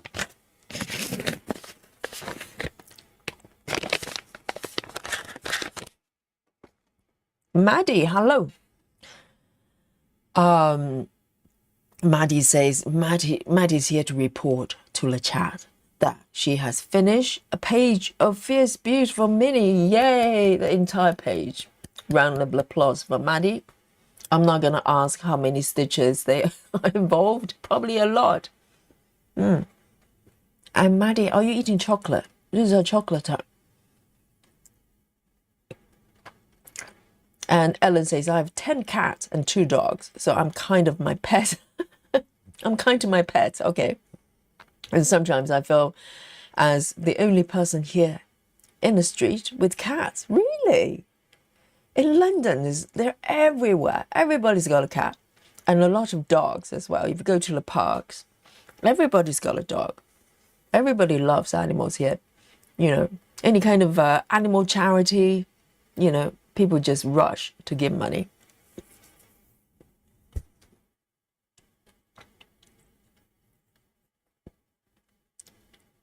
Wow, 4,880 total on this page.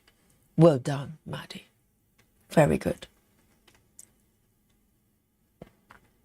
Walkaway says, I watch two kinds of YouTube videos, cross-stitch and true crime. You and me, you know, we can be besties, and Laura as well. Both are great, but hardly interchangeable. I know. If you look at my my YouTube feed or Instagram feed, well, maybe not Instagram. Instagram is mostly like nice and fluffy things. But if you look at my YouTube feed, you probably get a little bit worried, because tons and tons of true crime, and a lot of trial cases, and a lot of cute animal videos, and a lot of floss tube. Yes, I know. But, you know, all the fluffy, you know, animal videos and floss tubes about cozy stitching, and a lot of true crime, like really horrible cases. I don't know how it works, but they somehow just all work together. Yes, I'm fascinated by crimes, actually. Because it's got everything going on there. It's got drama. It's got a lot of things the human can relate to. And also, I'm really interested in the trial procedure, arguments, that kind of stuff. So, you know, it's got everything. And psychology, you know, all that stuff. Lynn says, Yogi, I told you about that old gentleman in our village. He throws stones at cats if they go on his land. Lynn, I'm not going to ask where it is, but I'm not going there. I might get stoned, you know. Oh dear, why would anybody do that? I bet he's not popular in the neighborhood. You know, he's probably got nicknames. That doesn't sound very nice. Oh, that's not good. And particularly in a small village, everybody knows everybody, you know. Don't do anything bad, because he's going to come back and haunt you. I bet when he goes to local pubs, you know, no one speaks to him. All alone.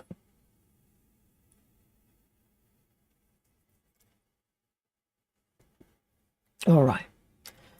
Maybe I will have one more chocolate piece right here. Cheers.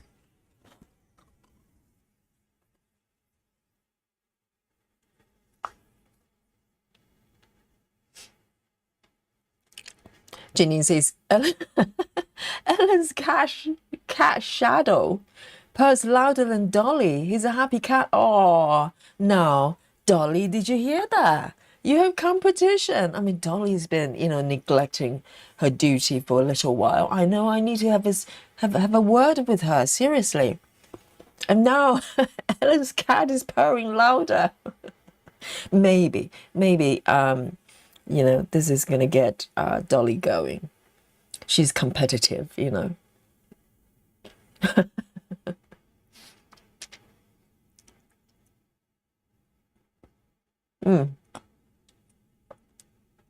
All right. Coming back to this color here. Here we go.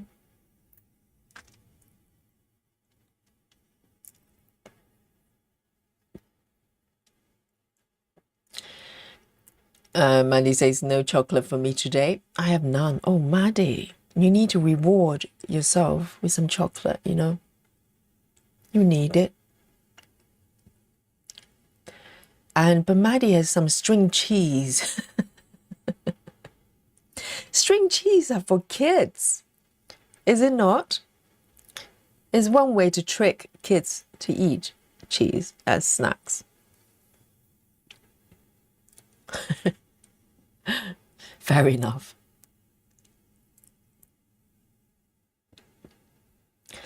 And Heather says, we have cougars on Vancouver Island and occasionally they get someone's cat or even small dogs. Yes, I think if you have sort of natural predators like that, then it's probably a little bit dangerous for cats. But we don't have cougars in London, luckily. And London cats, they're really streetwise. You know, they know how to avoid cars. They can, you know, look after themselves. And most of them probably just go around people's garden, you know, at the back.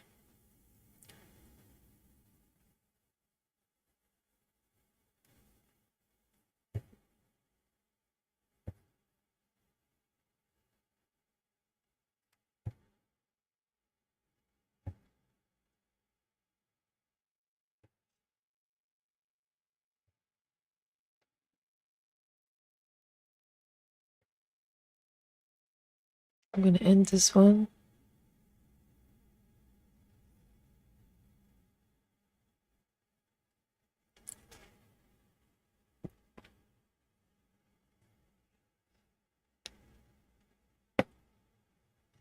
Because Lizzie is really interested in history as well, I bet.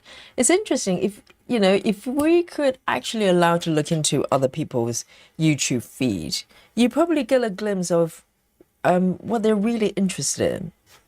It's interesting, isn't it? Because every little thing that you watch, the algorithm kind of picks up, you know, your preferences, and they just serve more of those to you.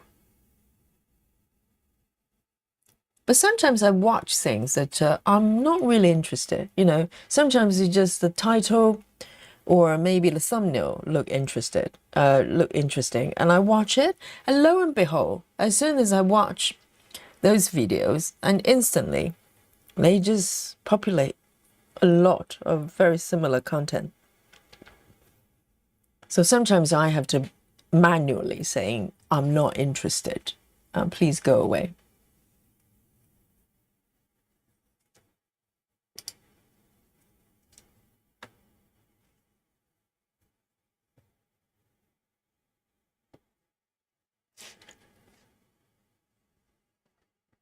Amanda says, we have bears. Okay, you won, Amanda. Yes, we don't have bears here. No, not really. Amanda says, we have bears, but we still let our cats out. They live about 18 to 21. Our new cat is terrified of outdoors. So who lives 18 to 21, the cats or the bears? How long can a bear live? Anyone knows? Do they live for a long time?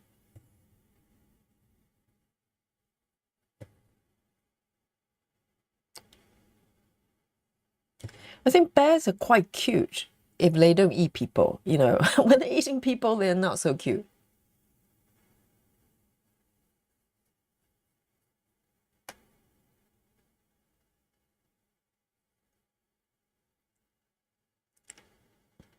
One, two. All right. Okay, this area is a little bit iffy. Okay, I will fix it. I will fix it. Here.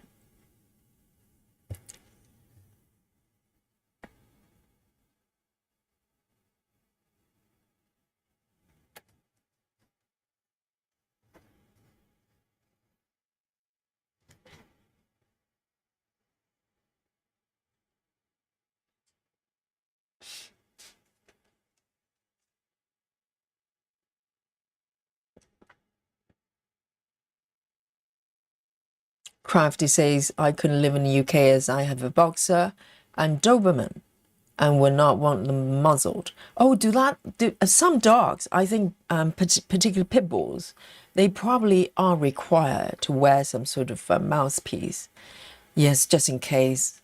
I don't know. I don't know those dogs enough to, you know, to know whether that's a fair requirement or not. But there have been sort of cases of pit bulls in particular.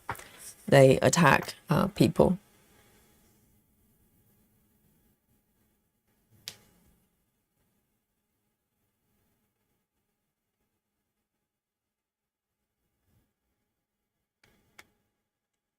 One, two.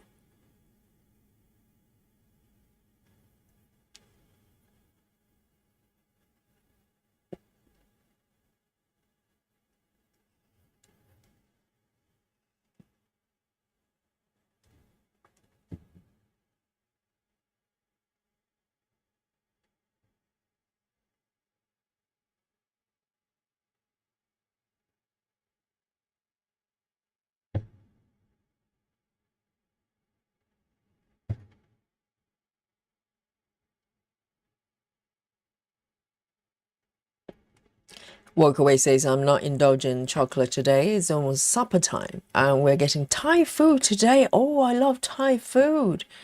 From a good restaurant in town. So you're getting it delivered. So you can enjoy it in the comfort of your own home. How nice. Yeah, I love Thai food. I like the, what is it? I'm trying to think. Fresh chili. I love fresh chili. I can't handle really hot food, but I like a bit of fresh chili.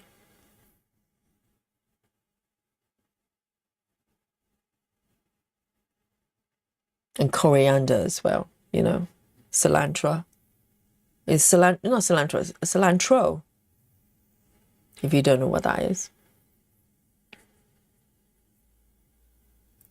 One, two. Where am I? This is this corner here. 1, 2, 3. Okay.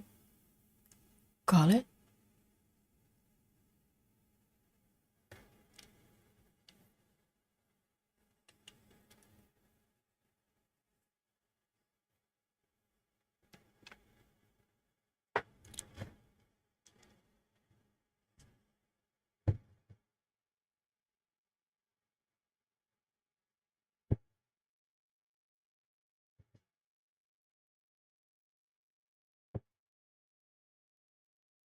And one more at the bottom here.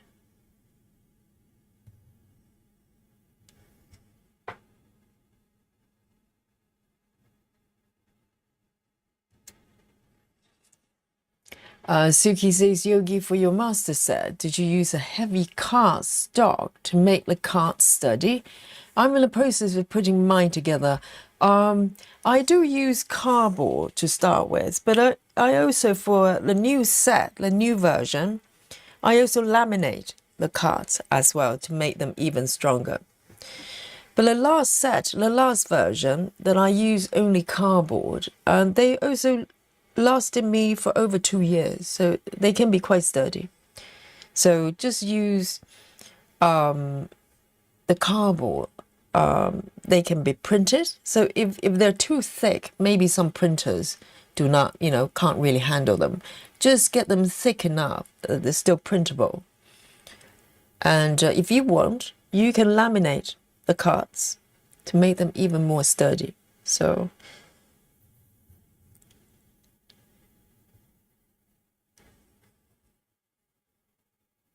Ellen says, yes, shadow was in my floss tube video, very loud and clear. Haley, who says hi.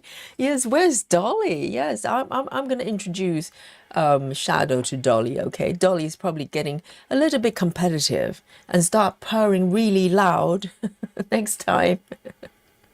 I know.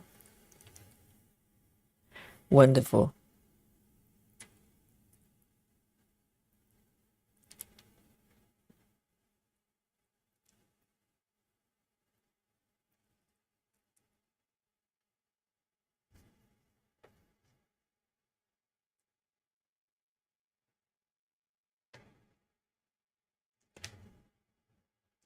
I mean, cat purring, the sound is just so therapeutic, isn't it? Walkaway says, yes.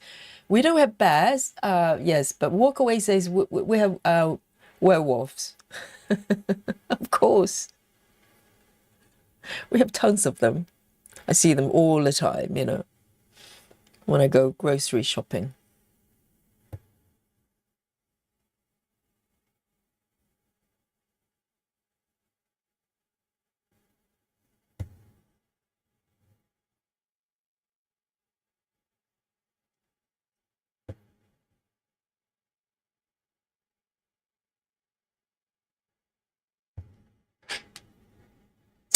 There you go.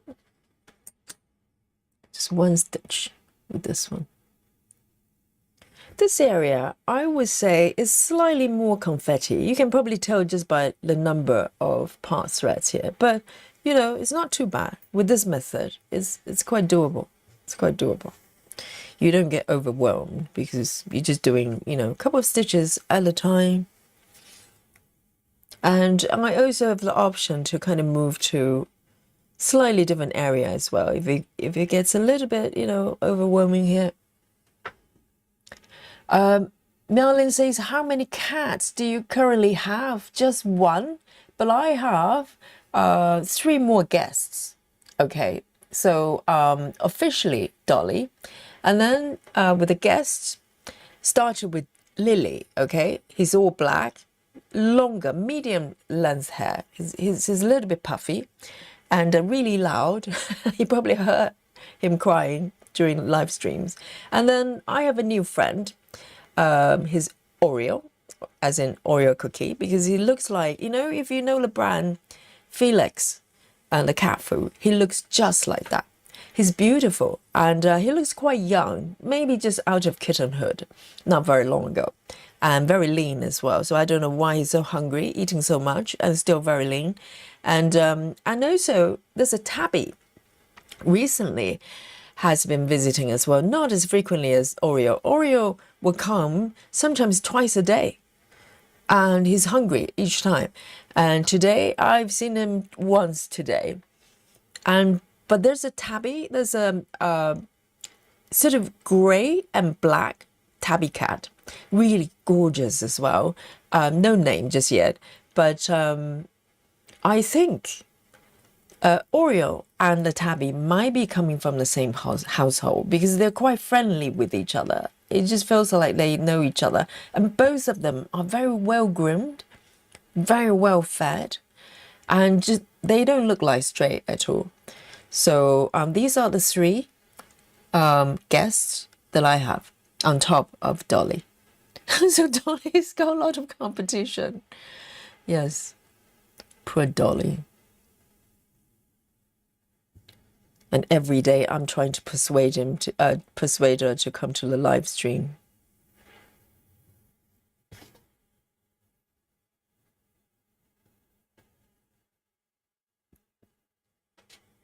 Amanda says Yogi thinks I always watch Yogi and Ellen because it's the only thing I log on.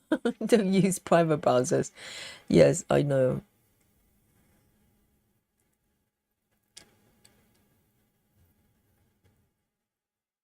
I think your recommendations and your feed is very much shaped by what you watch. So it's quite simple, actually, if you think about what algorithm is. If you watch a lot of, you know, a video about birds, the next thing you know, you just have a lot of bird videos coming your way. There's nothing too complicated about what they do.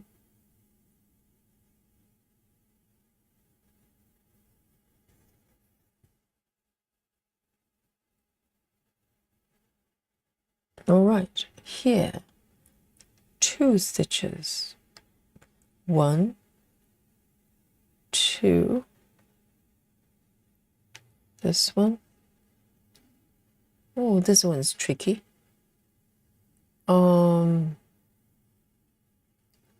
Okay, I think there's 1 strand here.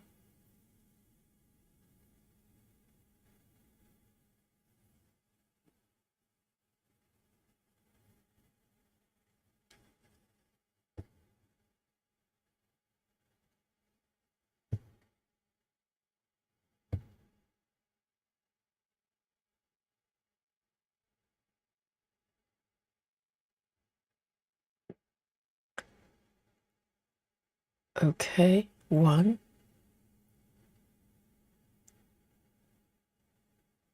And then park it.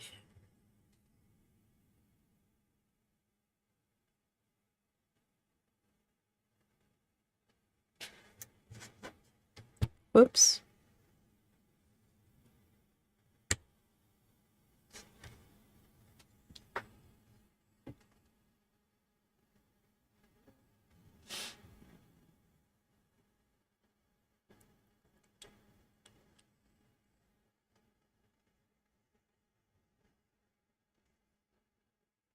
Amanda says one of my cats lived to 18 and others to 21. Wow, they're probably really well looked after by Amanda.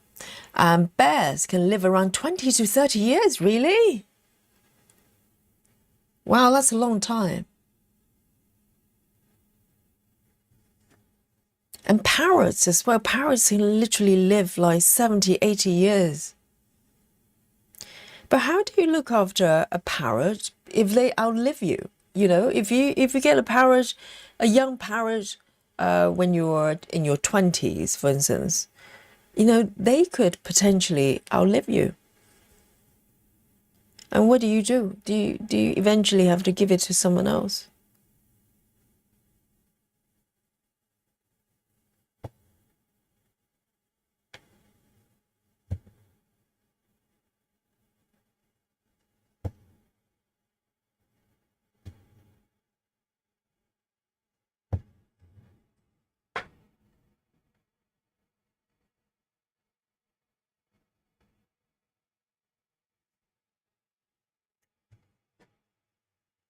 That's looking a lot more respectable.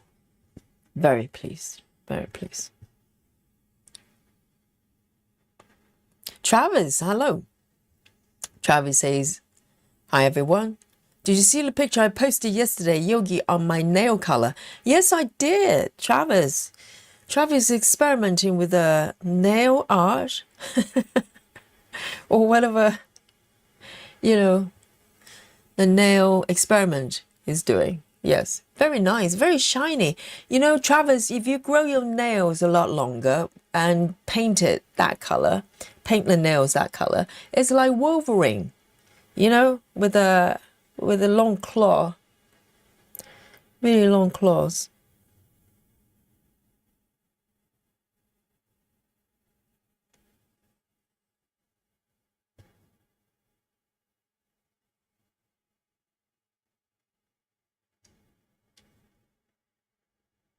One, two, three, 4.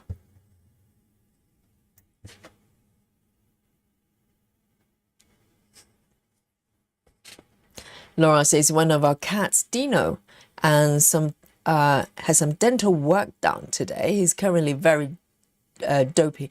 Yes, they have to probably put them under in order to do it. Yes. Oh, dental work.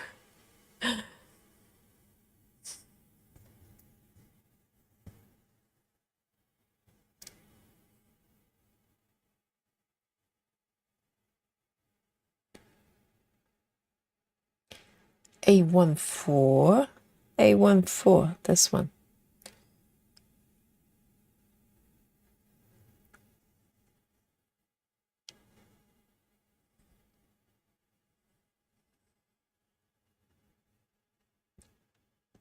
Mandy says you don't need muzzles for Doberman. What's a Doberman like? Is it a type of pit bull? And boxers in the UK, it's only law for pit bulls. Oh, so they're not pit bulls. Yes, mostly that I'm aware of. I don't really know dogs that well in terms of having them, but yes, most of the issues are probably with pit bulls. Certain breed that they're a bit more unpredictable.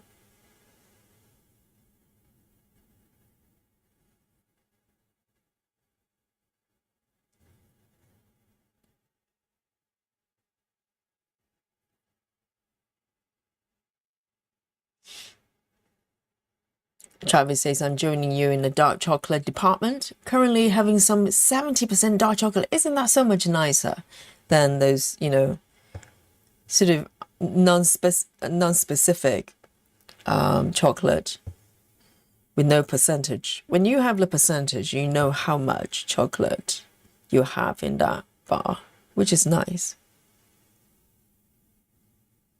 And chocolate is actually really good for you. It has a lot of properties. It's not only delicious, but it's really good for you as well.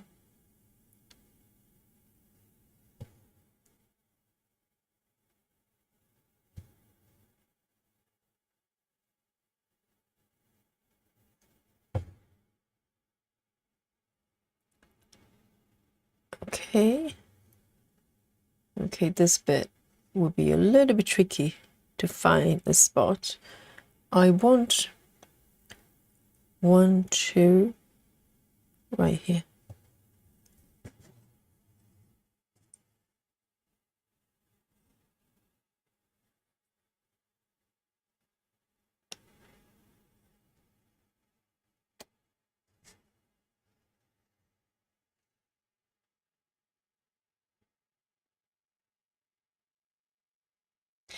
I love big dogs as well. I'm not, I love all dogs, but you know, breeds like Chihuahua, that kind of stuff, they're too tiny for me. I just love big dogs. I like, Husky is really lovely as well, but they're probably not suitable to live somewhere that's not very cold.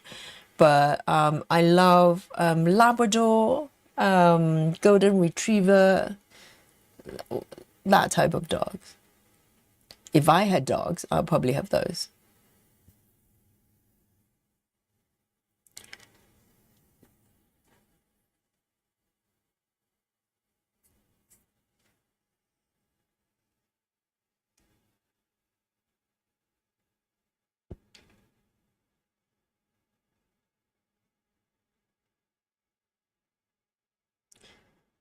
Lynn says, Yogi, Kamari started a new project. What? Another one? I have not checked my floss tube feed recently because I've been so busy. So I'm slightly out of the loop with what Kamari is doing. My goodness, a new one. But that's nice. You know, Kamari has been very kind of single project kind of person, but recently, the recent part, you know, the past year or so, she's been a lot more open with new projects, which is nice, isn't it? That one, good. I'm going to do this one first.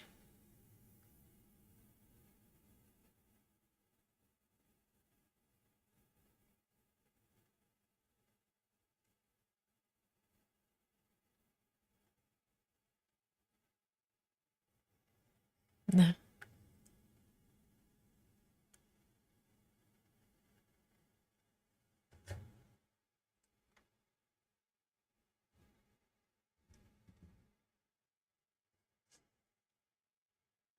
Wow, 20 and a half years old, Amanda. So one of Amanda's cats and lived a beautiful long life.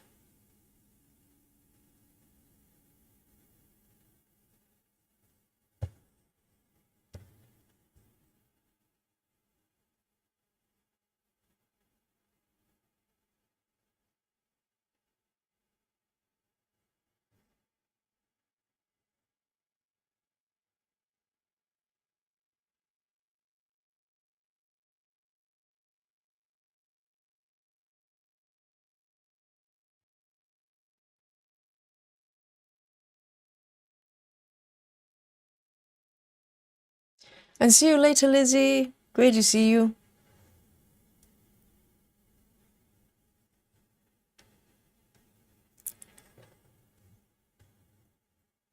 One, two.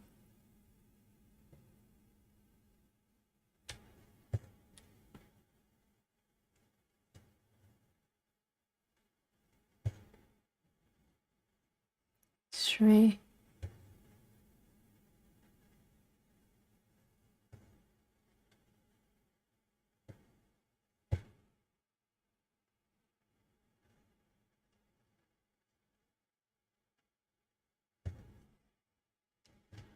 1, 2. Oh dear.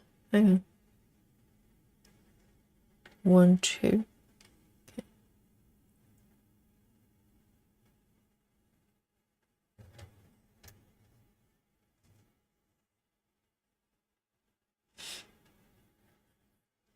Miaolin says, does anyone have recommendations for dark chocolate in the US that melts in your mouth? Do they not melt in the US with chocolate? Do they just stay there? And Miaolin says, I bought some. I can't pronounce it. Girard Deli square ones yesterday, and I don't really like it for some reason. Some chocolate. I think a good sign for a good chocolate is when you even touching it, even in room temperature, they start to melt. It means that there's a lot of cacao butter, a lot of no added ingredients to set the chocolate. It's just cacao butter, and because that's all it is. Great chocolate is really just maybe a little bit of salt, and just cacao butter and cacao powder, and that's it. And they're supposed to melt very easily, but some chocolate I have bought, supposed to be, quite good quality chocolate, they do not melt in the mouth, and I do not like them. It takes a lot of effort, so any good recommendations in America for a good chocolate, dark chocolate brand?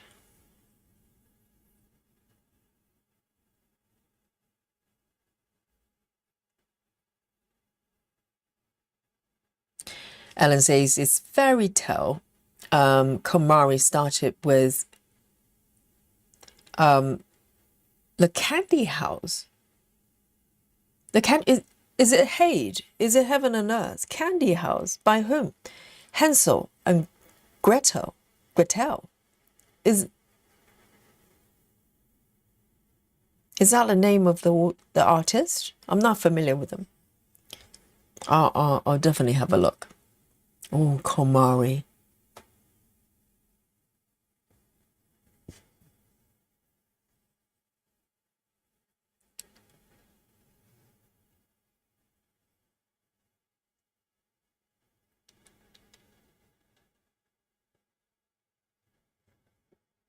I'm gonna have to do some homework.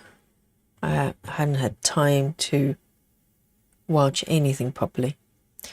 1, 2. What is going on here? 1, 2.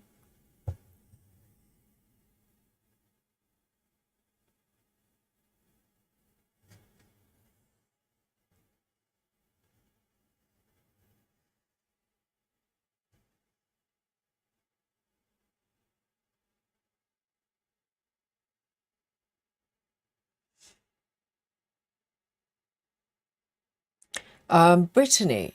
Brittany says, Yogi, what did you search on Amazon to find your embroidery stand? There's so many.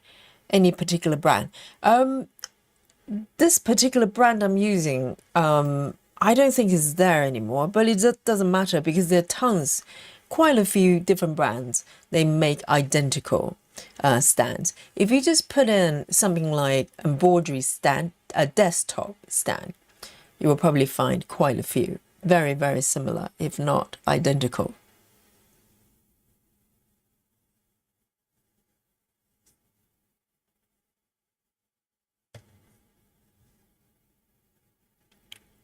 Let me have a look here.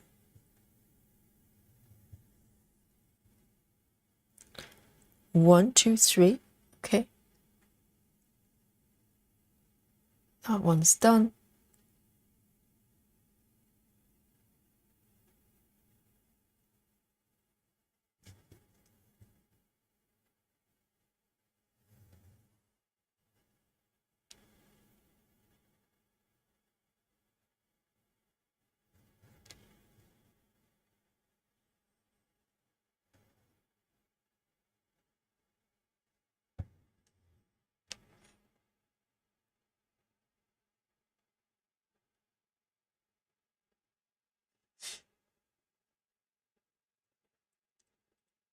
Oh, I know that one you're talking about. I think I know. Is that the piece?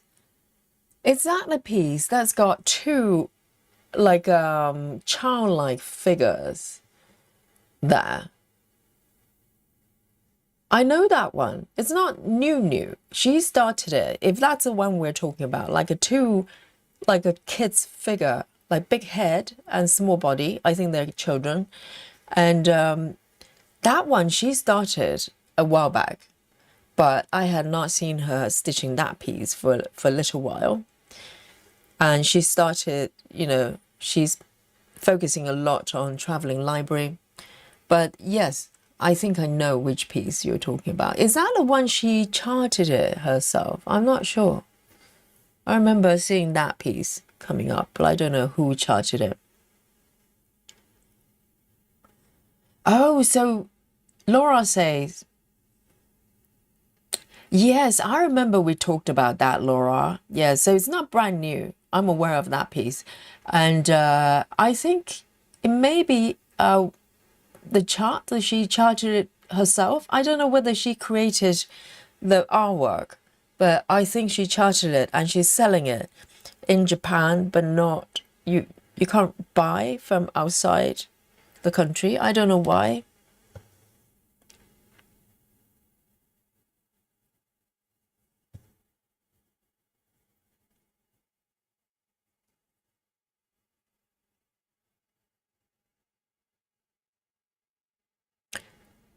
Ah, I see. So Walkaway says the brand, is it Gara Deli? It's got a waxy surface. I have had chocolates like that. It's almost like there's a coating there and it's very hard to melt, for it to melt in the mouth. I don't know why they make it like that. I don't know whether it's deliberate. If it's deliberate, it's weird. Because you want a chocolate to be nice and creamy and melt in your mouth.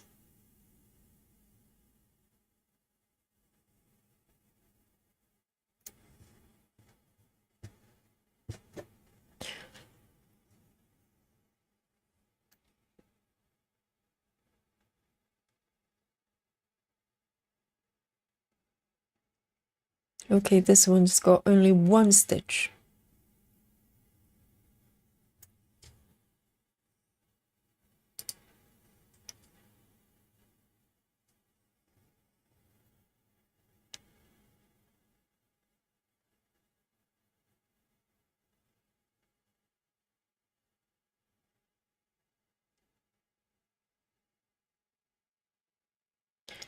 That's right, Marilyn. Me too. I don't like to chew my chocolate. Sometimes when, if it's melting my mouth for a little bit, I start chewing it. But generally, I don't like chocolate that I have to, chew like regular food. No.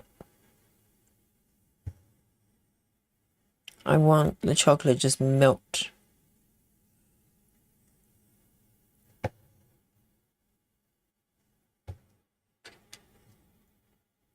And this one is 3835 going back. 3835.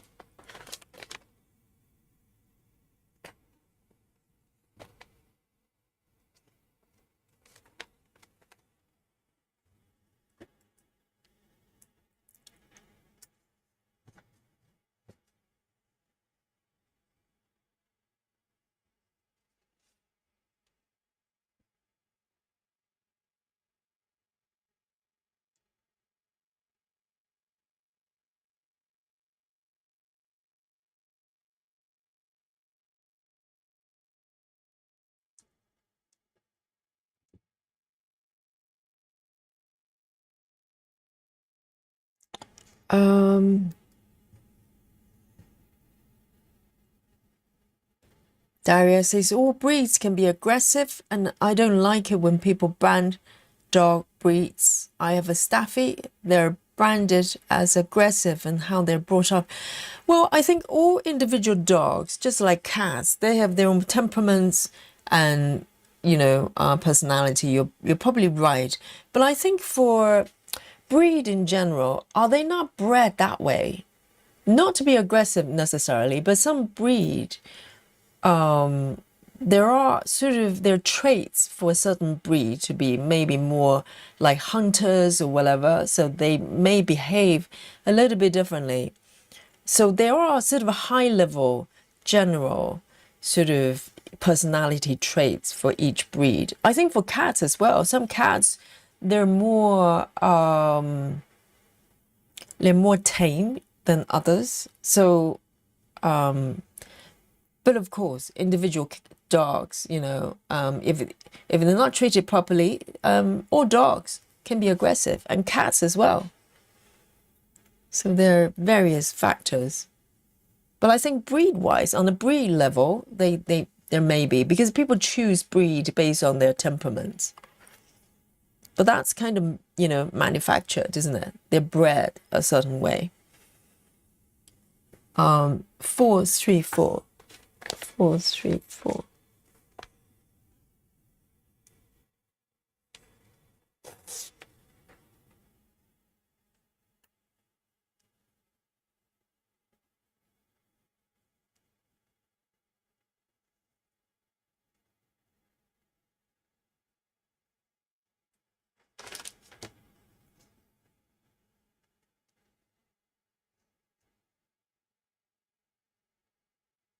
Walkaway says, I purchased a stand like Yogi's from Amazon. Is a brand called Gopher.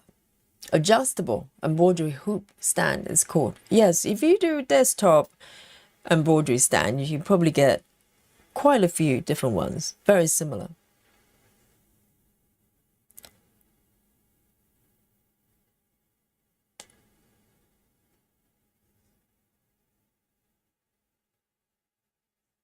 Let me double check. Yes.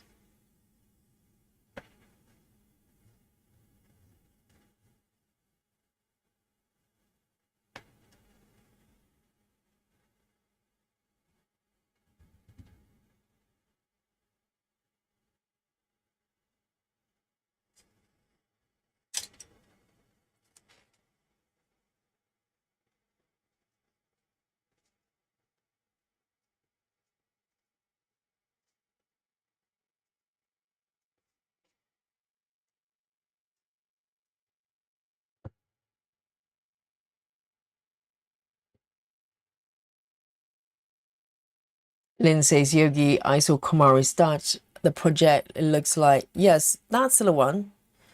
But she started it quite a while, well, not quite a while ago, sometime this year, I think. Because I remember talking about it. Because some of you would be interested in buying the pattern, but you can't for some reason. 1, 2, 3.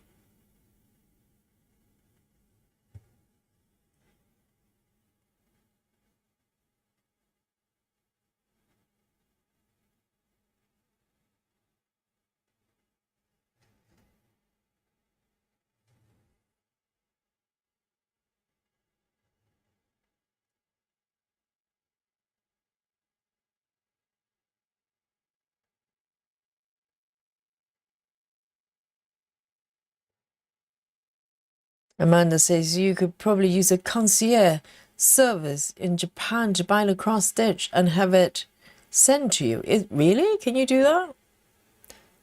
Because if it's something exclusively sold within a country, but most things, I think, particularly with digital things, they're mostly international, isn't it? I wonder why. It's exclusive.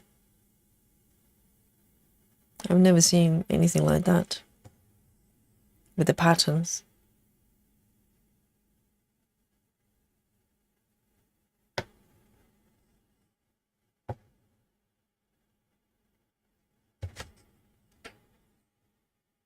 Just one stitch, this one.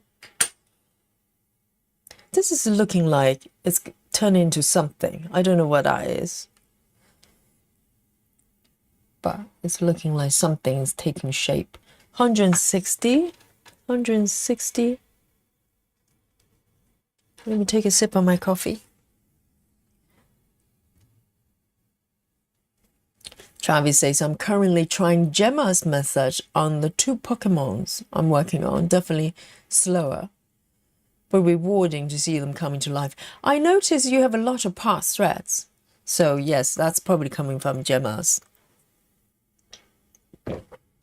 Yeah, I find Gemma's method just very, it's just very therapeutic. Slower probably, but I don't mind at all. I'm slow anywhere. Even extreme cross country, I'm still slow, so I don't mind it.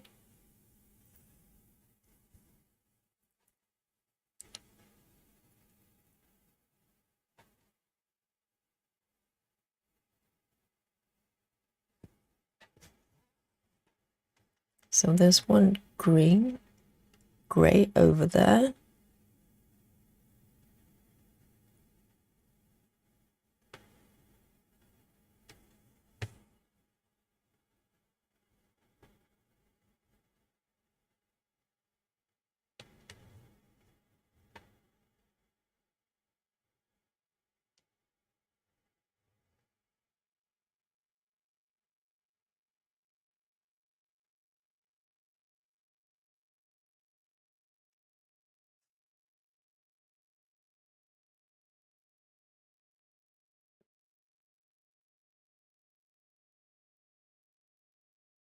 Gillian says shepherds are very protective of their space. And when I was single, I very much liked that. I never had to worry about burglars. Really?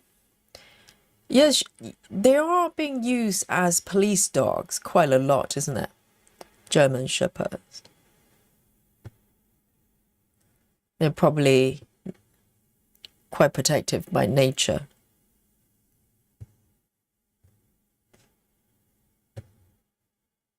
And really clever as well. All dogs are clever.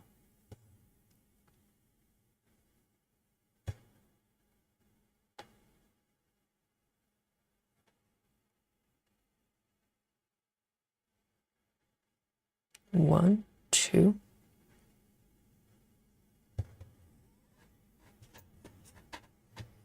Whoops.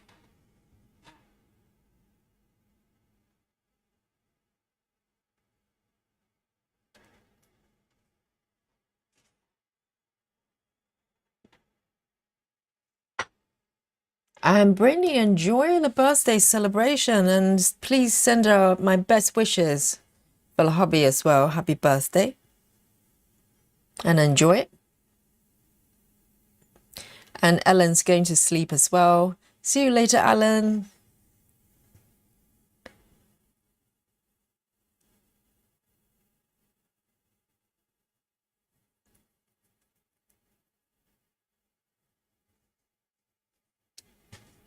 And Travis says regarding the Gemma stitches method, he says it's helping certain areas because some of the symbols are blurry on my canvas. Oh, but you do have the paper chart to help you, hopefully. Yes, I think, yes, that's a very good method if you're not sure about, it probably just gives you more time to look at the symbols, making sure that it's correct. Because you're stitching really, sort of edging away from the stitches. You're not going crazy with cross country. Okay, this is just one stitch here. One stitch.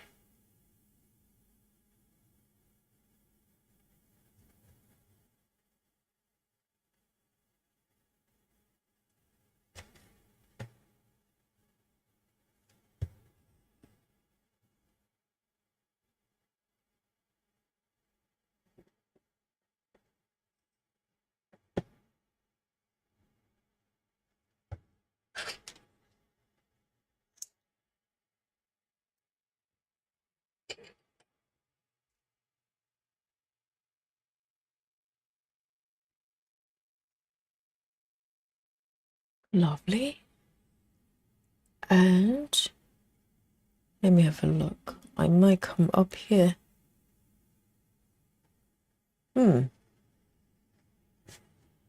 where do I go next? So I've created quite a nice 1, 2, 3, 3 blocks ish diagonal line here. So maybe I should come down here. 1, 2, 3. So where you go on this line or the open area, it's really up to you. And that's the great thing about Gemma's method, and also color flow as well.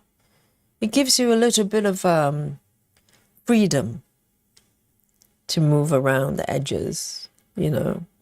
If you're doing a block, you pretty much have to deal with the block before you can move on, if you're doing block by block.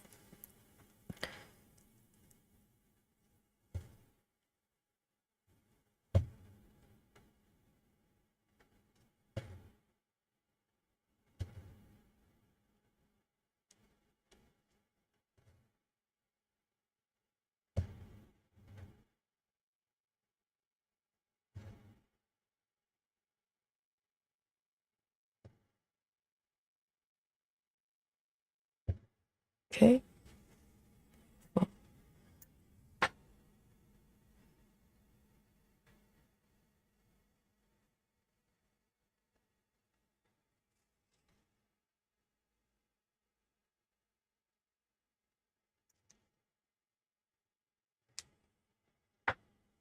So I probably have a hard stop around here, to the right here.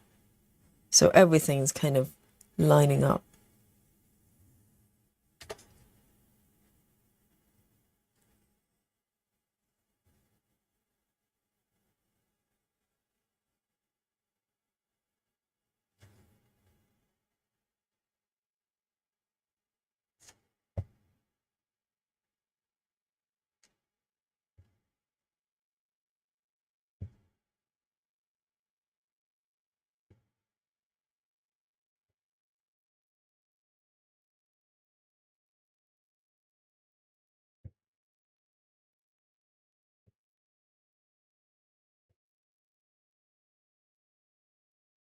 Okay, I'm gonna end this right here. I think this area has quite a nice balance of some confetti, but some, you know, like these stitches, I can do quite a few at the same time, which is quite nice.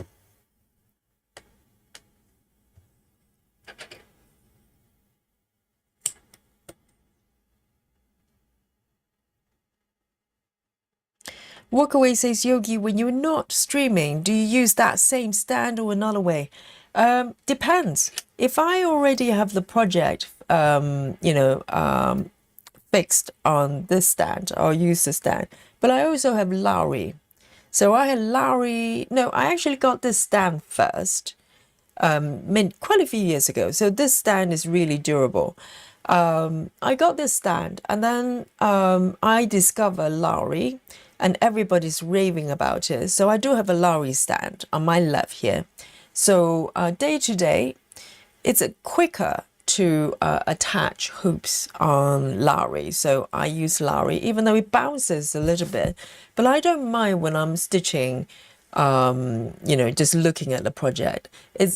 It's a problem. The bouncing is a problem when I'm streaming, because everything just bouncing up and down. You'll probably get seasick. So for streaming, I strictly only use this stand, and I love it. It's very stable. Like, I can move it, tap it, doesn't go anywhere. And but with Lowry, yes, it bounces, but it's a lot easier to attach sort of hoops or frames. So I use a combination, but for the quickness of the attachments, sometimes I use Lowry.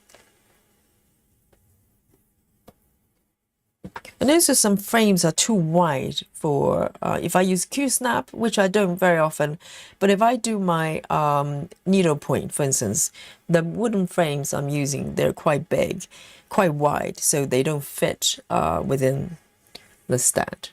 So I use a combination of both.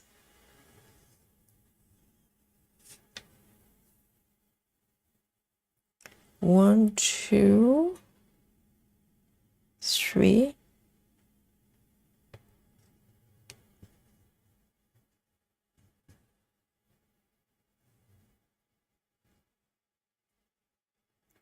One, two, three. Okay.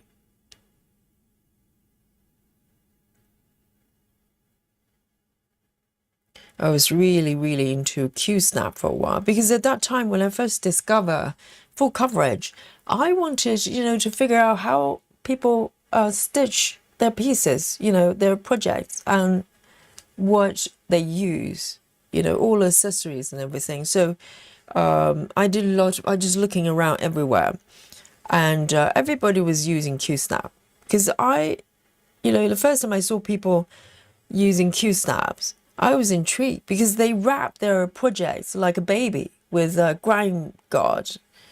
At that time, I didn't know what it was. I was just so intrigued by the fact that they're kind of wrapping their projects like a little baby. And I figured out why they did that.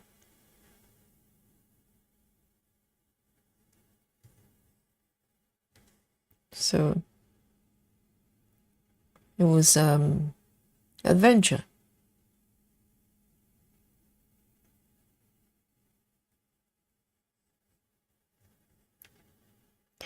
And that was during sort of COVID time, and it's quite weird because once you picked up certain knowledge, and you kind of just it feels like it's always been like that. The terms that I'm using willy-nilly, that I didn't know what they meant just a few years ago.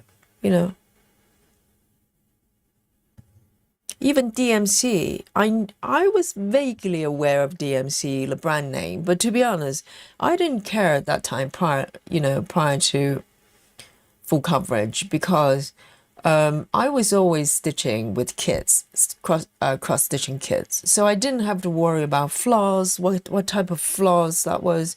Everything came as a package, and so I was vaguely aware of Anchor and DMC, but not much. So I had to learn everything afterwards. And definitely had no idea what CXC was. And also, I didn't know what even weave was. It's incredible now thinking about it, but there's so many things I literally had no clue. Never heard about them. But now it's like, hey, we're talking about whatever fabric count, like it's all normal. Everybody should know it. No.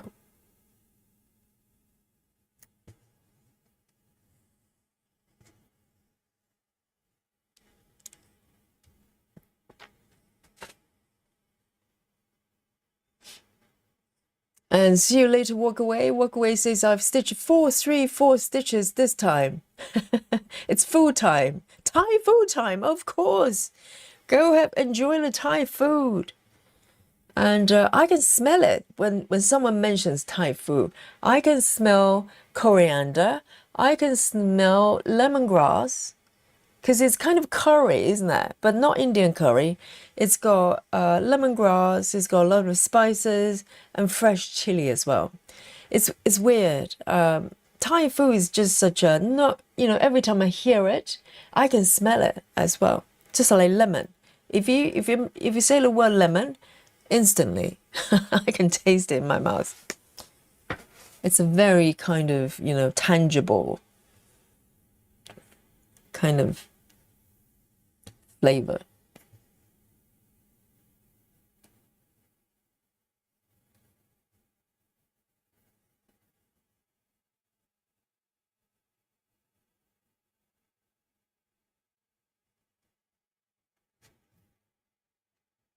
But Thai food is slightly challenging as a vegan. If I go to Thai food restaurant, because they put a lot of fish extract into a lot of things, just like Japanese food, a lot of things has kind of seafood and fish stock. Indian food or chicken stock or whatever.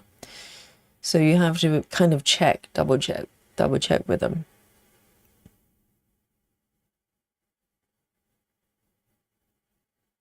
This one, I'm going to do a normal pin because I cannot find a location to do a tuck-in.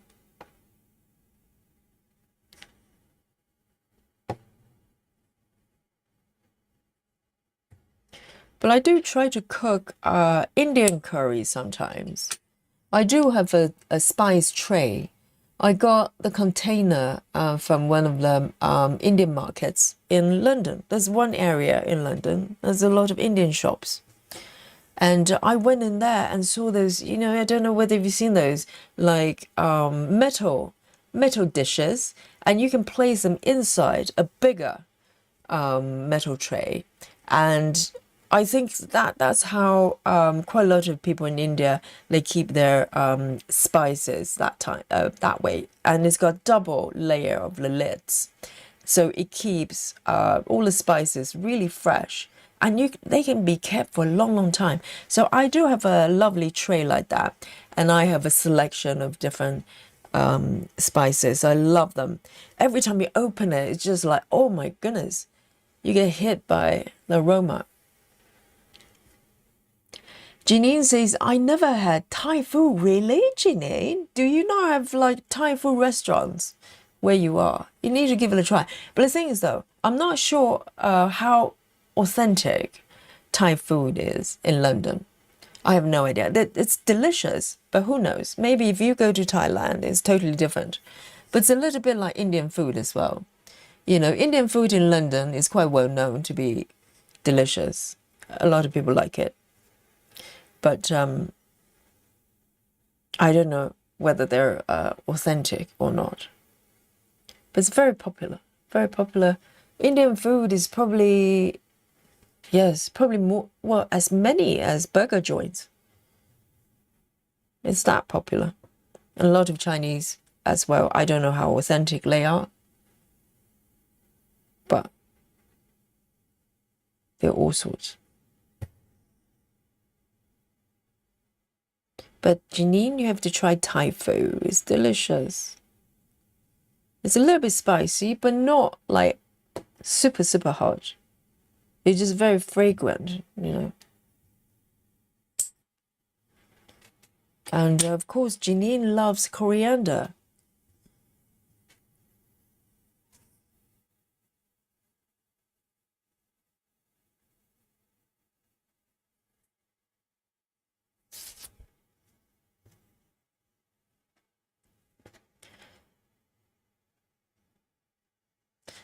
But the thing is, if you want to be a little bit more authentic with Indian food, they use ghee, you know, clarified butter, which I don't use.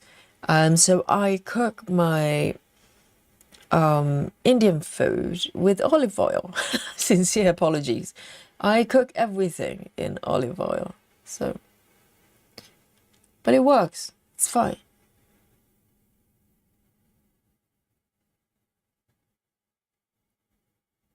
Janine says, not where I am. You have to go into the city for it.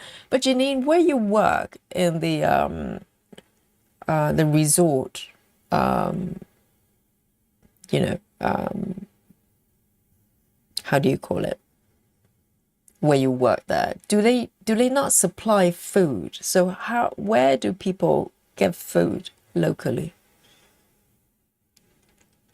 Because a lot of resort, they come with restaurants, accommodation.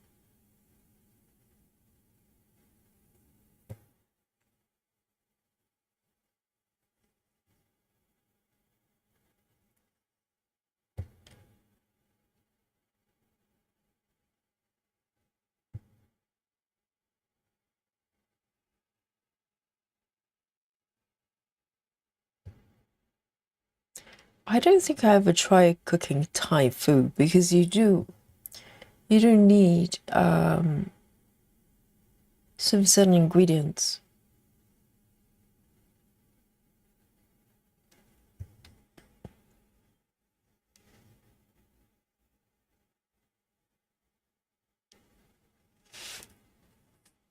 Coriander. Yes, Janine, there's a lot of coriander in Thai food, I think. It's delicious. No kale? Not that frequently you come across kale. Maybe they do. I don't know. It's a complete nightmare for Ginny.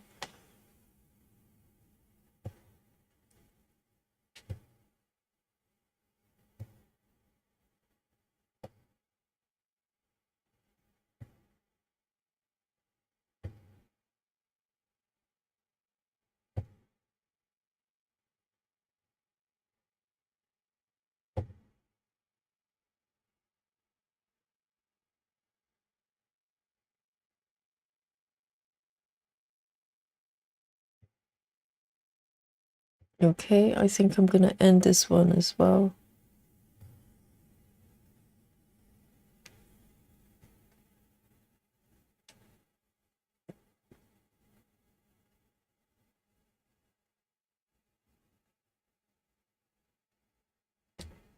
Laura says, I love lapina sauce. Yes, I love it as well, like satay sauce. Yes, I forgot about that. That's very Thai as well, isn't it? It's like if you like peanut butter, you will like it. I think it's like peanut butter with a little bit of garlic in there. Very nice. Yes, indeed. I like that as well.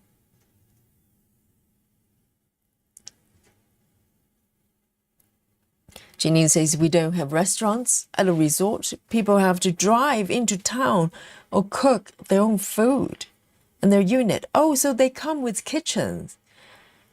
They cook. Right. Interesting. So it's like a kind, well, it's kind of apartments they have. They live in for a little bit. So how is that different from a hotel? What's the difference? Because a resort, in my mind, would be somewhere you go to somewhere between a hotel and a retreat, isn't it? What's the definition between a hotel and a retreat and a resort?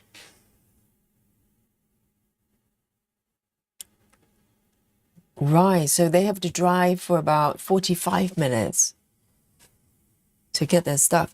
But I think, well, so if they're so far away from buying groceries, wouldn't it make sense to have some sort of catering, you know, like a restaurant or something? They probably do quite well.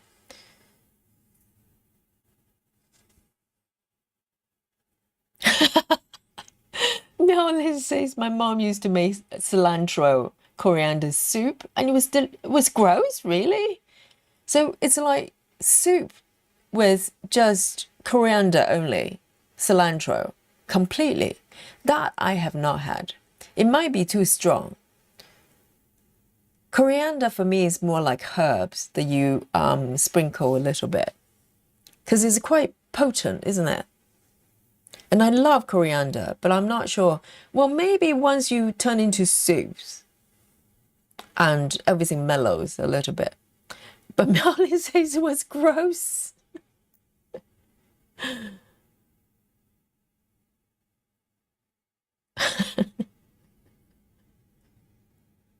Maybe it's too strong. All right, let me pick this one here. Just one stitch. 3 8 3 4 3 8 3 4. Some ninja stitches. 3 8 3 4.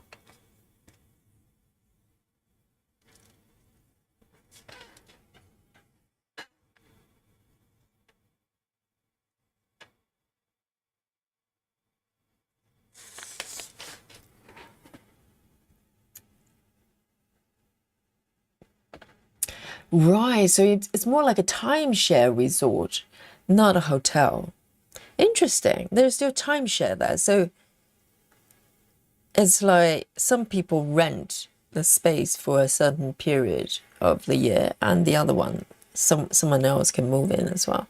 Interesting. So it's more like holiday apartments rather than hotels. So people kind of live there for a longer period.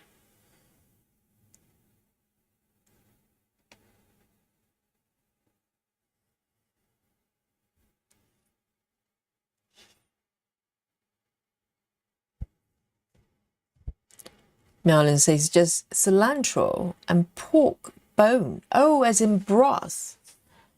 Interesting. That's very full on. But I'm sure it's delicious.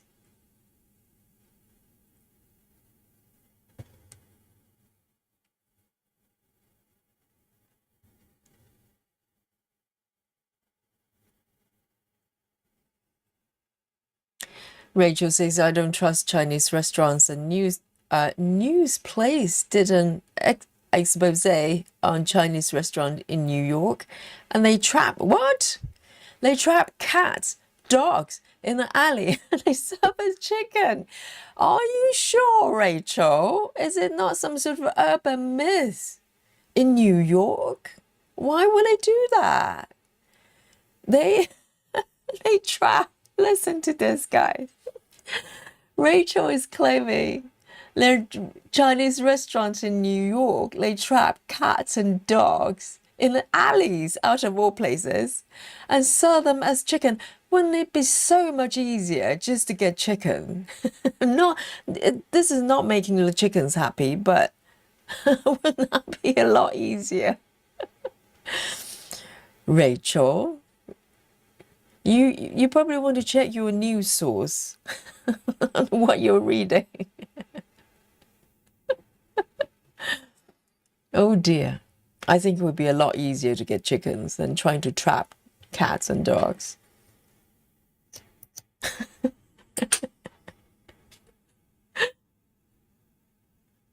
384434.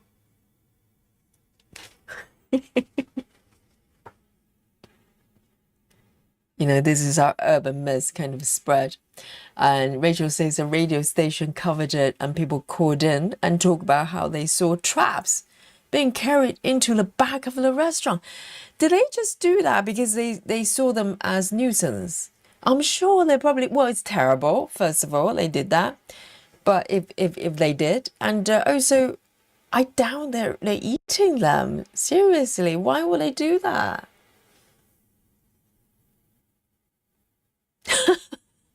Dear, dear. It's so strange.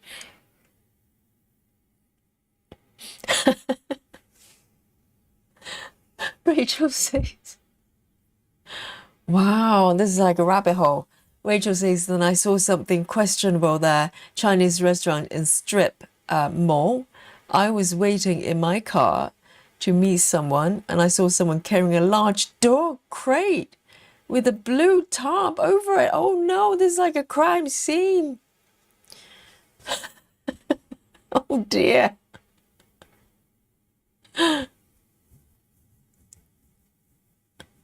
Oh no. Are there a lot of cats and dogs like just roaming around in New York? Are dogs not controlled? Because in most countries, they're probably, you know, they can't just walk around. Wow, that is that is terrifying. I hope it's not true. 918.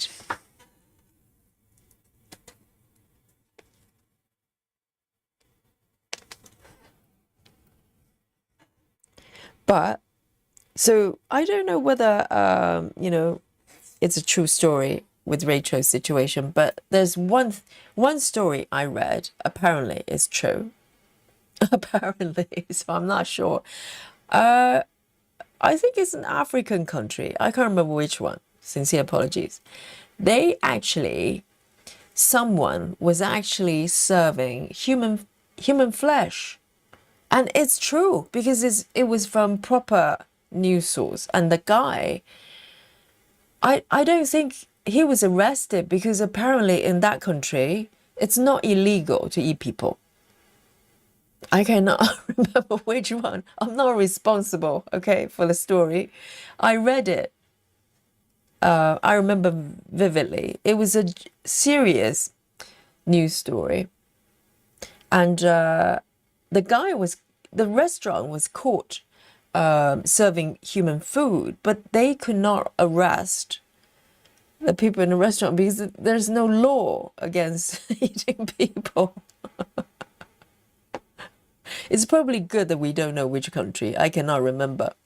Because if you ever just purchase a ticket to go there for holiday, you probably have to cancel it.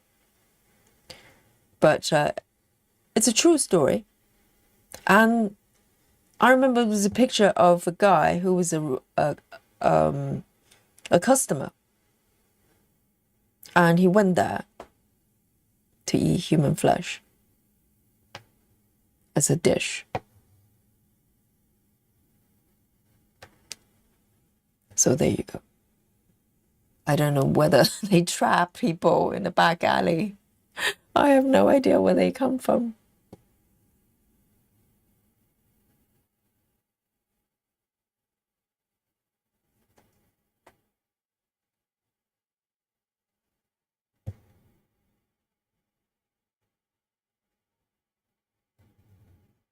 Whoops. What has just happened?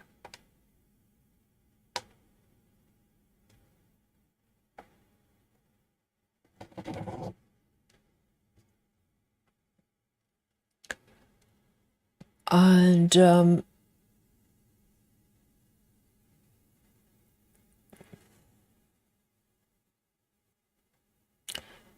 Chua says maybe the dogs is for special patron customers.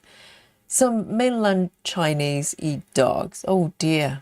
Yes, there are some cultures, they do that, don't they?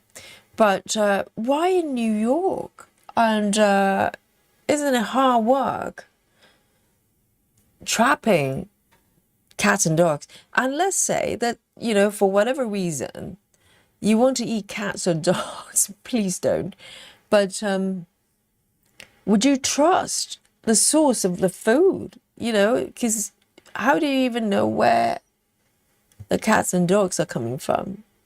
They may be carrying, whatever disease. Oh dear.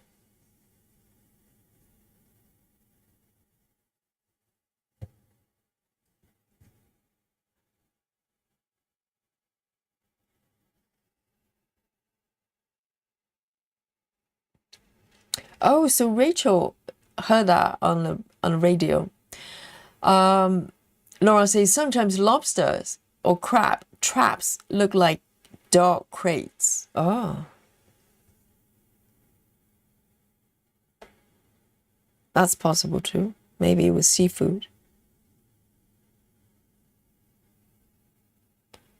It's not making the lobsters happy, but oh dear.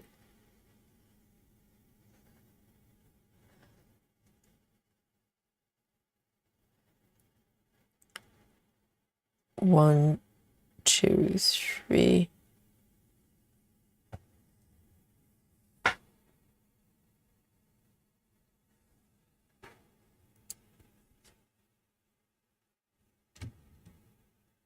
Janine says Chinese restaurants are constantly being shut down due to questionable practices, along with cockroaches. But it's true, Yogi. Wow.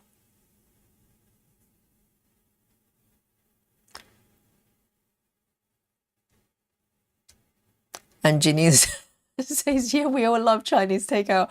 What you don't see won't hurt you. There is a famous Chinese restaurant in London, Chinatown. It's called, what is it called? We used to go when we're at college because it's super cheap, even though it's central London. We're talking about like Leicester Square, really, touristy area. There's this restaurant. I think it's still around. It's known for being rude to the customers, but the food is super cheap. And they give you a big portion. So a lot of students and also a lot of tourists that go there because it's, they go there for a laugh because it's quite famous. It's called, what is it called? 1K or something like that in London. It's very famous, quite well known. If you Google, you can probably find it. You just search the rudest restaurant in Chinatown, London. It will probably come up. And so apparently I've been there a few times when I was a student, and seriously, the food wasn't bad at all. It's a huge portion, and for London standard, it was very, very cheap. And so, students love it. but you can't go there too often because they're not very nice to you, and you have to share tables. You're not allowed to have your own tables unless you have enough people to take up the entire table. So everybody just gets shoved, shoved in a corner somewhere, sitting with, if you go on your own, you can be, sitting there eating with the entire family next to you on the same table. It was just, I don't know whether they are just like that or they do that, deliberately to attract, some sort of reputation, so people go. And a lot of people go simply because it's rude. I don't know. And I think the restaurant is still there.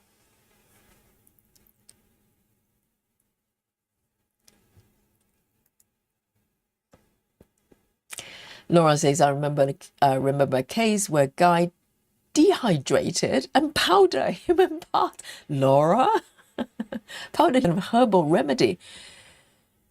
It's like a modern case, or we're talking about like, wow, that's a lot. But what does that do then? The herbal remedy.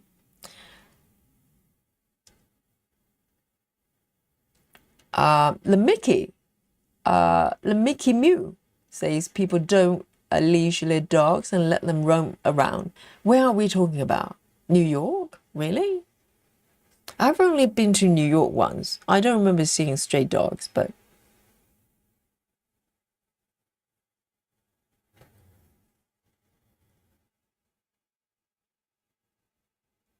I do remember though, even though I really liked New York when I went there, but coming from Europe, I think they have a different kind of, how do I call it? It's a slightly different kind of operation over there.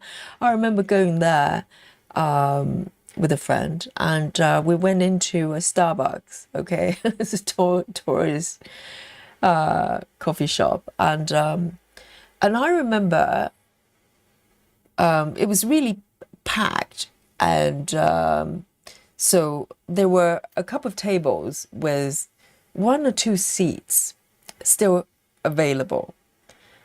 But in order for me and my friend to be able to sit down, one of them probably need to move to the next seat in order to create space so me and my friend can sit together. And normally, to be honest, if in London, anywhere in the UK, if you ask people nicely and go, well, do you mind, moving, 1 seat over so we can sit together? There are 2 seats for us still available. And I didn't think much of it. I just, politely asked one of the people there sitting there to ask the person to move. And the person just turned around and just looked at me and said, no, I'm not doing it. I was so shocked. I didn't see that coming. Because if you do that in London, people just move quickly. They'll go, yes, of course, we'll do it. And, majority of people would do that. And this person just turned to me and go, no, just ignored us completely. I was so shocked. But I still like New York. It was a bit of a shocker. I don't know whether that's representative. Maybe I just came across the rudest person in New York.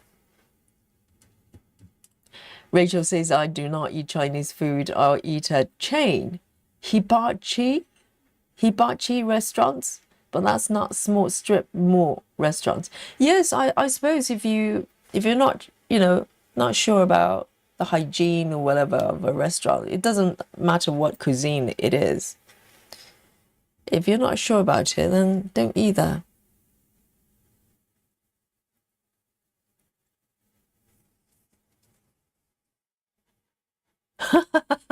Ginny. Hibachi. So it's a chain restaurant. And Janine, that sounds like the restaurant in London. That's rude to people. Janine says they throw things at you. And squirt sake at you. What do you mean? They squirt sake at you. Why would they do that? It's so bizarre.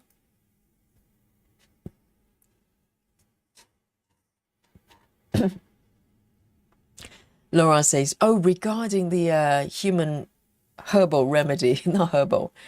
Laura says, I remember he got caught trying to bring it to another country, but not looking it because my Google history is getting me on some list.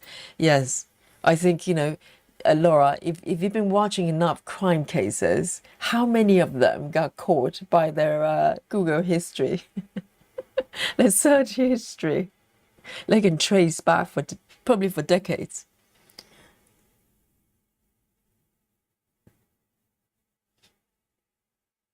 But do not worry, Laura. If you ever go on a trial, okay, I'll come and testify for you. I'll go. No, Laura is not research crime cases, so she could commit crimes. She's a big true crime fan. I know it. Do not worry. I'll testify for you.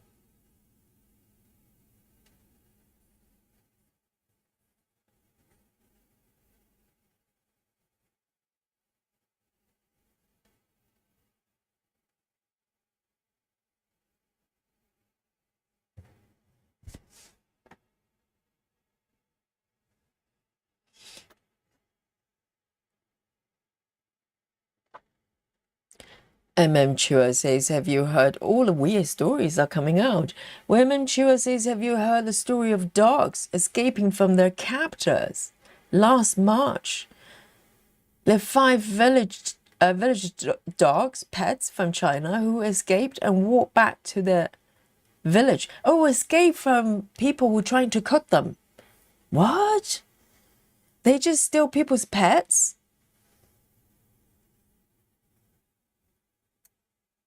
Oh no. Yes, Janine says, I was going to say you must have been in New York City. So is that typical in New York? If you ask them kindly, politely to move one seat, they just turn around and say no. This person just turned around. I can't remember male or female. It's been a long time. But the person just turned around and said no.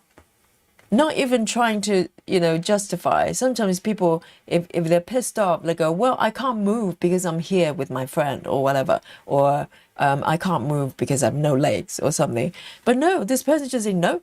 And that's it. That's the end of it.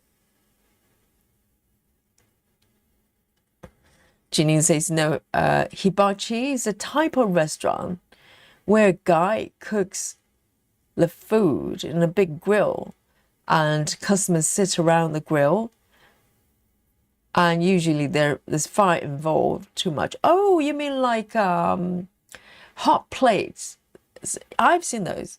It's like a chef standing there and they just cook everything in front of you and serve the food. But normally they're quite expensive though. If you ever looked up those type of restaurants in London, like Japanese restaurants, are they? They tend to be quite high-end restaurants because you have a chef there just serving you. They throw food at you. Maybe it's part of the act. It's like it's like a performance, isn't it? They go chop, chop, chop, and sometimes I think they're probably overdoing it. There's no reason you need to chop something for this many times and so fast. It doesn't change anything. It's still vegetables.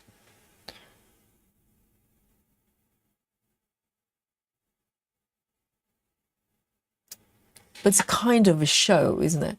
815.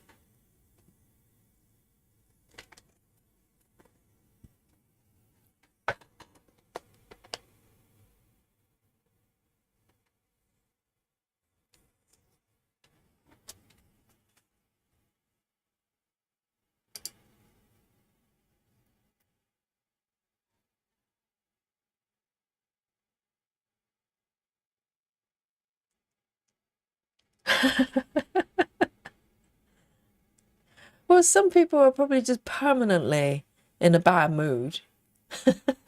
Everything just rubs them the wrong way.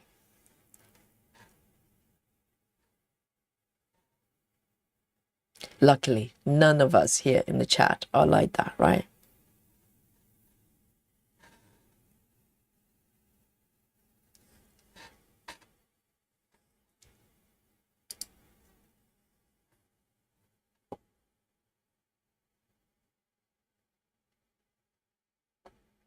Oh, this one's a little bit tricky.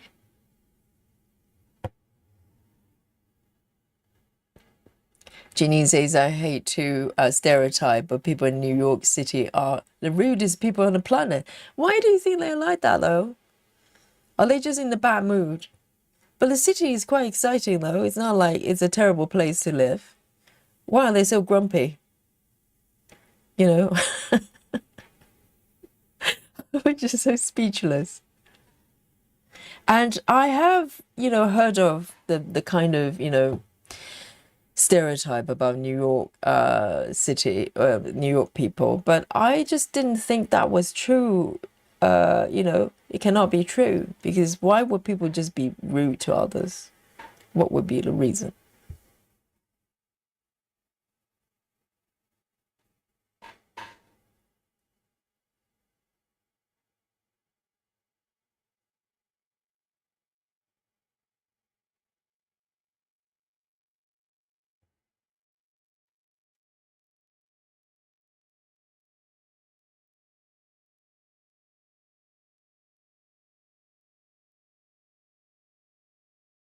This one's got just one stitch.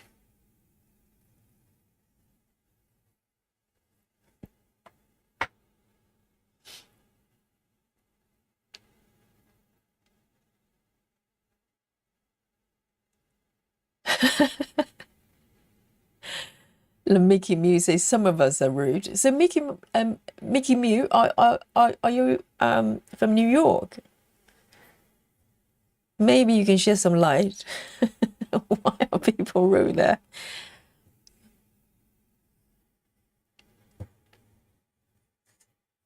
I think being rude is quite exhausting. It takes a lot of energy. It's much easier to be nice.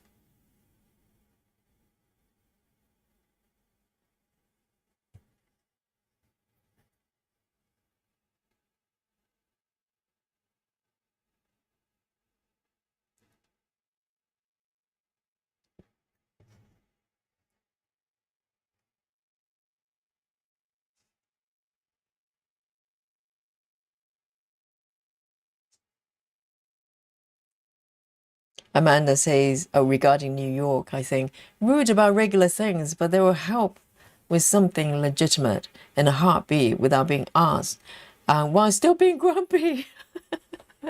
Right. Okay, so it's a little bit more nuanced. Maybe it's just their kind of, maybe if everybody's operated like that, as in for like outsiders, they might perceive that as being rude, but it's just their own kind of the city's temperament, but they know how to navigate within that. They're probably just rude to each other on a regular basis, but they're still helpful with each other. I like to think so. But to be honest, other than that experience, but then again, I was, we were there as tourists, so our interaction with locals were limited. But other than that incident kind of stuck in my head, generally, I think, New York, I had a good experience.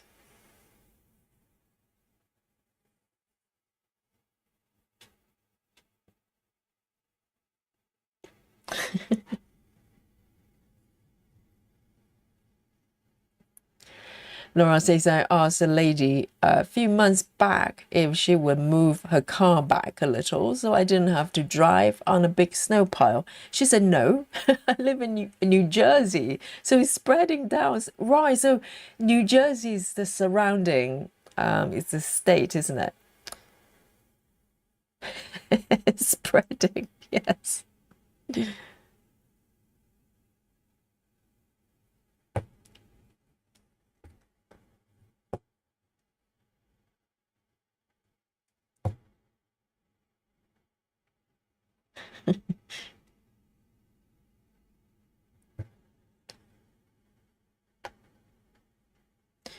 It's probably like some people, they're kind of slightly grumpy, but they're actually really good people, right?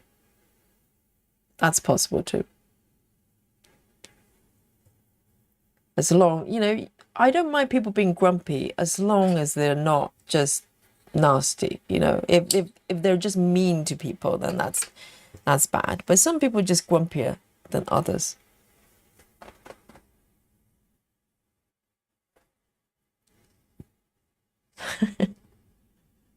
Catherine says, I grew up just outside Manhattan. I spent several days a week in Manhattan. I totally disagree. People are rude. I'm not rude, honest, but not rude. I'm most honest. It's a more honest culture. Yes, I like to think so. Maybe I just had, someone just got up from the wrong side of the bed. Possible. Yes, we were in Manhattan somewhere, and but generally, I do not remember other incidents of people being, kind of rude to us. But but I remember I was just thinking so shocked because I didn't even think about, I didn't see it coming. I think that's it because it wasn't a major thing to ask someone, and particularly was really crowded cafe. So most people would try to be, accommodating and help others. But maybe I just bump into someone who's had a very bad day.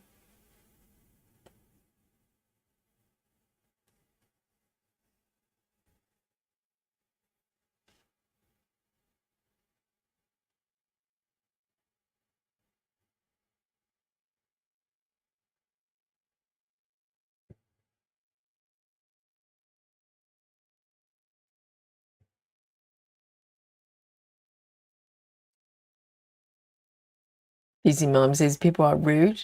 It doesn't have to be in New York City. It's everywhere in the US. I'm sure there are rude people everywhere. But there's one thing I am quite proud, being in London, is people are very, very helpful. So, for instance, I see it time and time again, and I, make sure that I help out as well.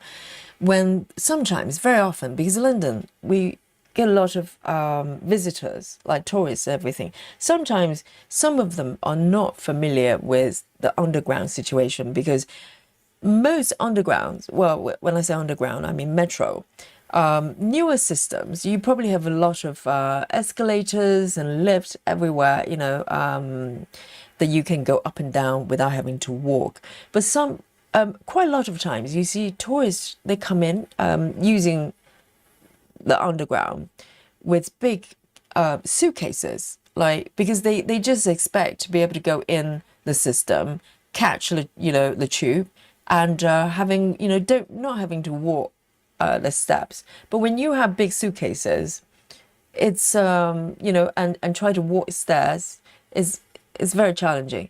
But you do not have to worry if it ever happened to you in London. It only takes about 5 seconds. All you have to do, if you have like suitcases, really heavy ones, all you have to do, just stand on the spot with your suitcases within 5 seconds. I don't care if it's male, female, what age, someone will come and help you to carry the suitcases. I did that all the time. And I've seen people doing it. It doesn't matter. Even a pregnant lady will come and help you. It's like that. So, so if you ever get stuck on the street as well, you just have to turn around and ask somebody. And if they don't know, they're gonna, probably find out for you. So London is quite helpful that way. Am I selling it? Am I selling London to you? Unlike Belgium, okay? Unlike Belgium, we do not. We love animals over here. Ellen has gone to bed. Ellen has gone to bed.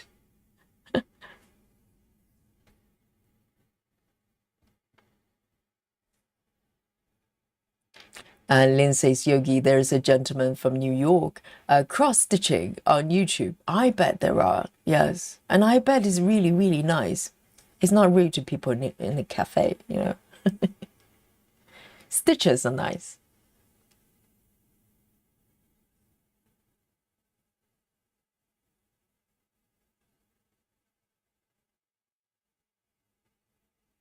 All right, let me pick this one.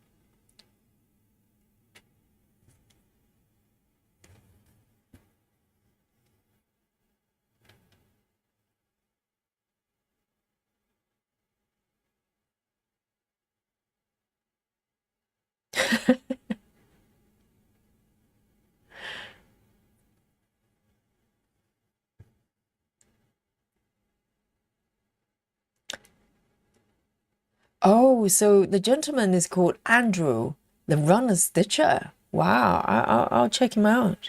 So he's from New York, according to, I think, Mickey Mew.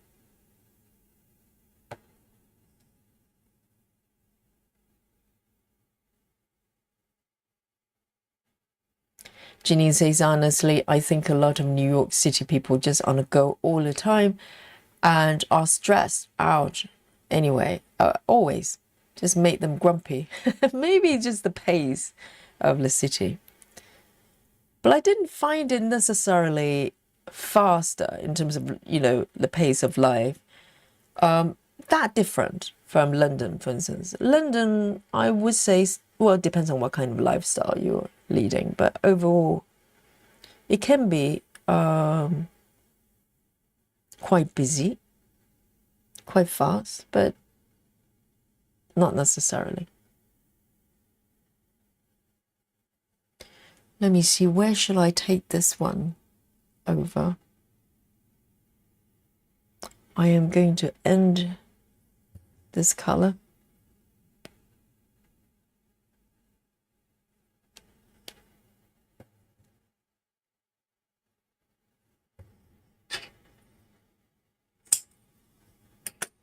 It's 3858.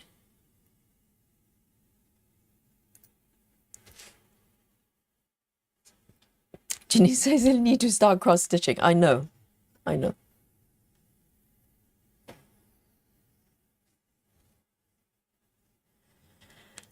Lamiki Mew says, wouldn't you be grumpy if you had to wake up at 3 to catch a train to the city to get to work at 5 and work 10 hours? Oh dear. You'll be exhausted. You probably don't have energy to be grumpy. Lamiki Mew. Wow, but that's not typical, surely, for people in New York. Maybe some people have to get up at 3. Or maybe that's Mickey. I don't know. Is that biographical?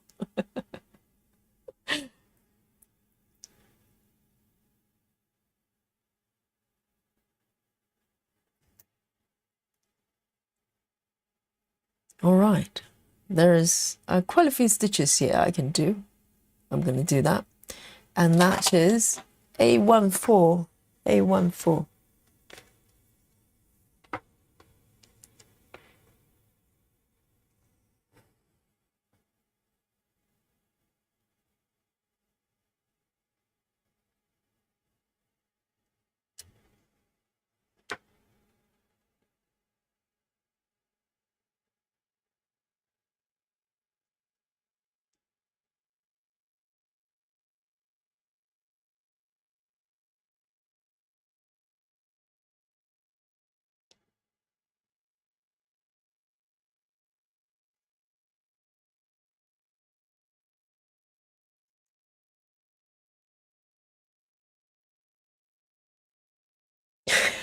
There's some debate of North and South. It seems to be universal. It's like every country, you know, there always sort of North and South divide or whatever. It's harmless, right?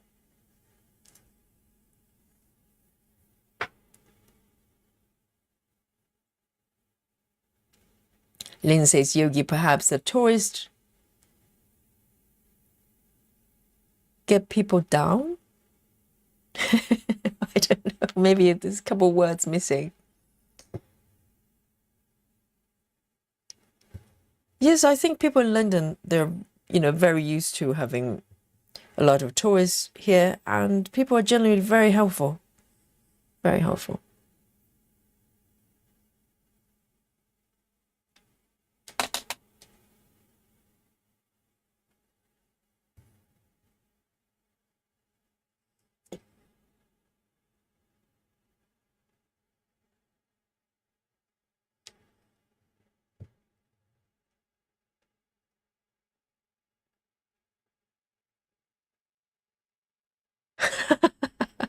Calm down.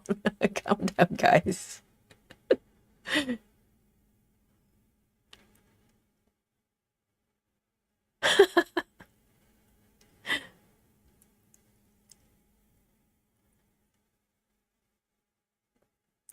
Hello, Anna. Anna T says, hi, Yogi. Your part threads look tidy in comparison to mine. Then I remember I stitch in hand with parking without gridding due to pure laziness. Wow, so hand stitching with parking as well, Anna. Yes, I think when the fabric is on a hoop properly, but when you're stitching in hand, do you still use a hoop or literally just holding the fabric? It's going to be quite challenging stitching and parking as well without the hoops.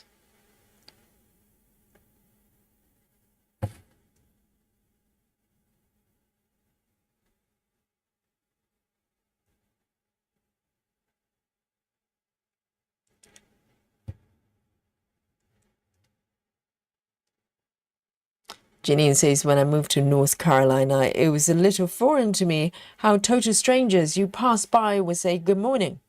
Restaurant workers would smile. So laid back.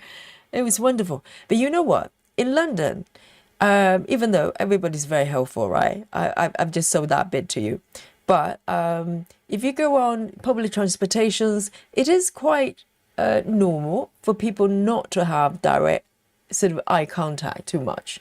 I think people get nervous if you sit on a tube and start looking at people smiling. Uh, People get a little bit nervous because people in the city just they're used to have certain distance between other people, even though physically we're very close to each other most of the time. So there's that mental, distance that people create in order to be close together. I think that's probably psychology. And but yeah, when I went to Ireland, to Dublin, and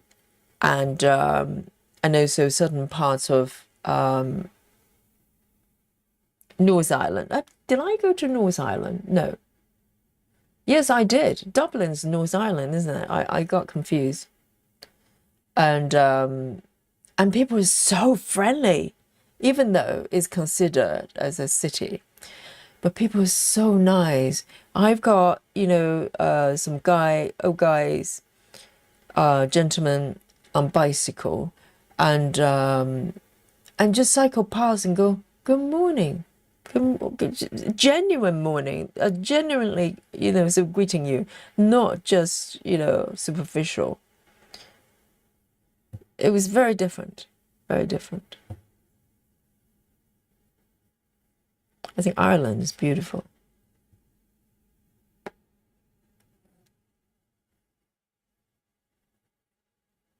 No, that's North Ireland.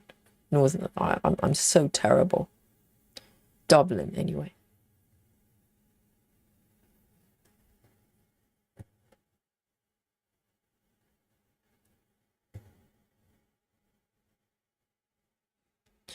See you later, Susan.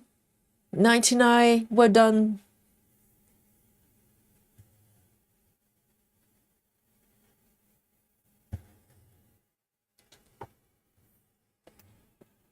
And I'm going to wrap up in about 15 minutes as well. But today we started a little bit later, so I'm going to go on for a little bit more.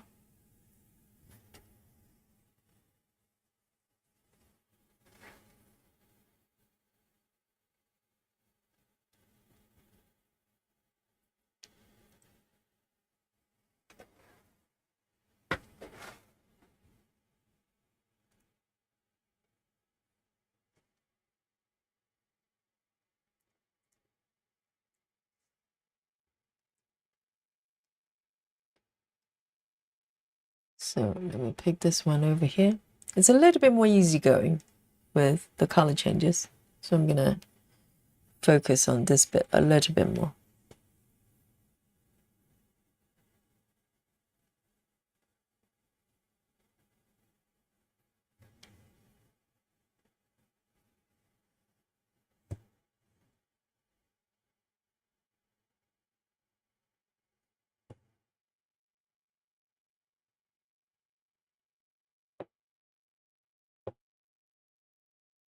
One, two. 1, 2, 3, 4.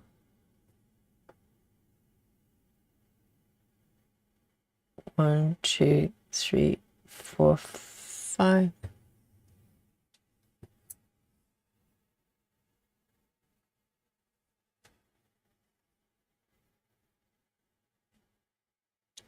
Chiviz, hello.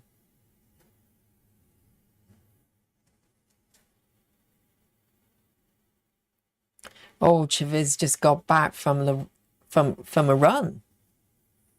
Well done.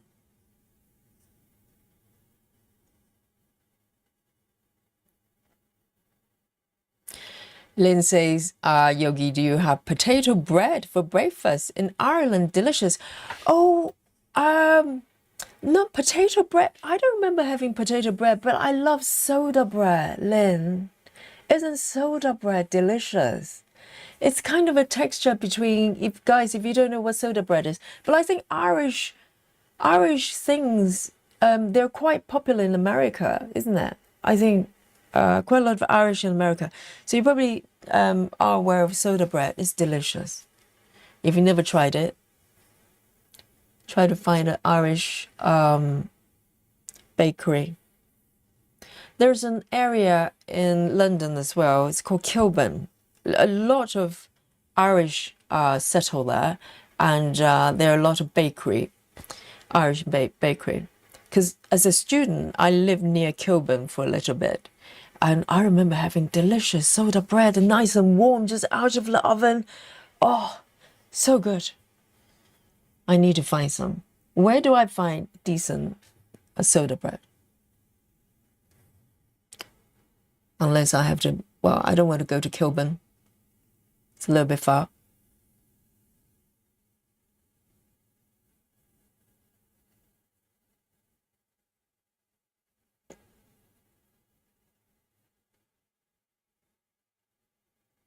Oh, London, people in the UK is also big on holding doors.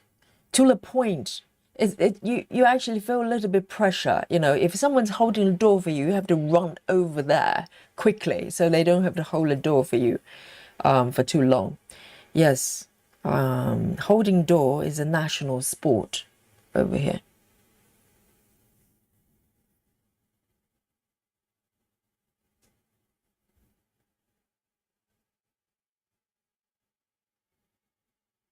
Laura says, I try to be nice. My husband say too nice and get stuck in conversation with random people. Well, that's being nice. And also, well, I think it's good to learn to how to say no, but not being rude. Saying no at appropriate time is just, you being clear and having your own boundary. But being rude is when you say no unnecessarily. Just say, no, I'm not doing that. And also, there are different ways you can say no, right? You don't have to be rude.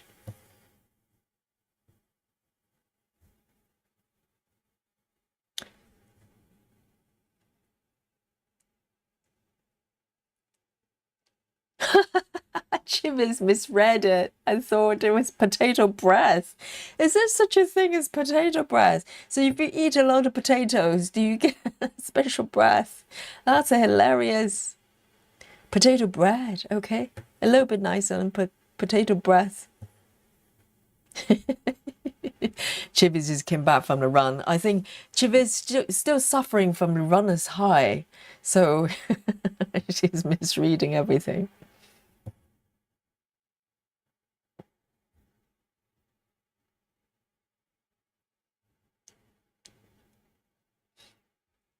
Yes, Lynn says, I love soda bread. Oh, that reminds me. I need to find some soda bread. I need it in my life. I have not tried potato bread. If I have, I do not remember.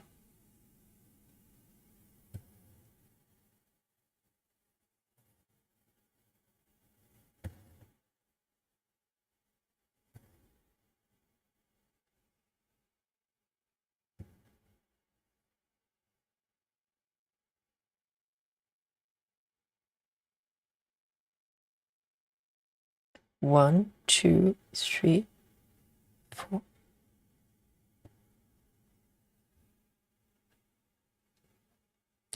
Busy Mom says, when stitching on 25 counts, do you ever have issues seeing the holes when stitching light colors? I'm struggling tonight on this 25 counts. I think when I'm stitching light colors, I struggle in general. Hence the air stitching, situation. 25 counts specifically, guys. Do you find it harder to read? Do you mean the corners? Well, I suppose if you don't, I'm trying to think with lighter colors. But why would a holes to be less visible when you're stitching lighter colors? Because normal even weave, they're quite quite clear as far as I can see. I suppose when you have lighter colors, I don't know, generally just more challenging, isn't it? Amanda says soda bread is pretty easy to make. Really? But are they homemade ones? Are they as nice as those Irish bakery soda bread? Oh, they're so good.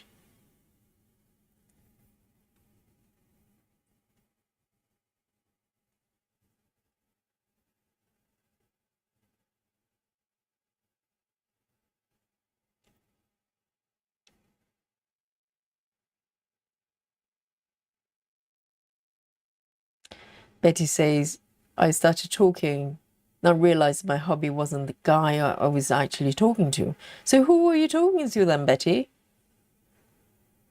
Are you talking to the chat?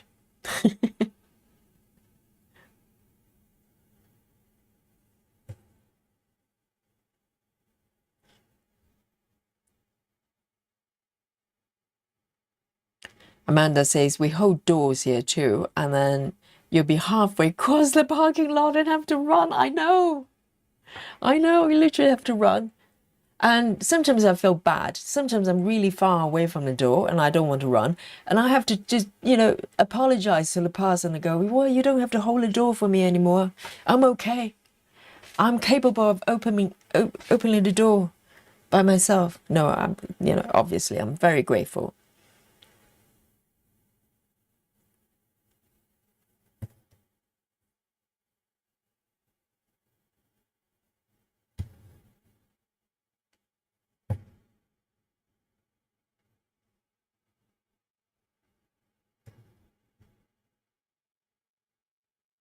I'm gonna end this one over here, perhaps.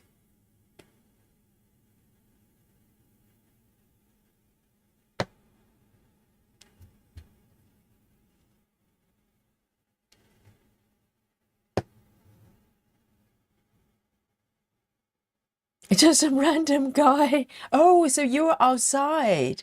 Okay, just turn around and start talking, thinking that was your husband. Oh dear. Maybe you can end up with some new friends, you know? The person just go, oh, this lady is so friendly. Unlike those guys in New York, I'm kidding. Okay, I'm spreading the rumors. And, and probably Betty is going to end up with some new friends.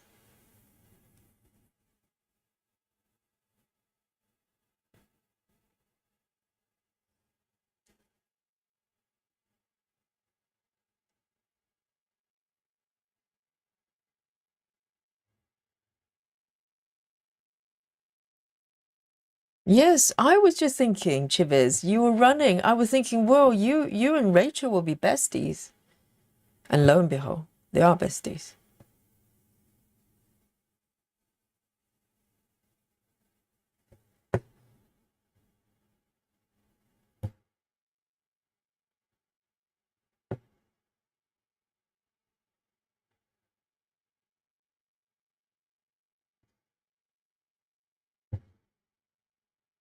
I'm doing really well with this.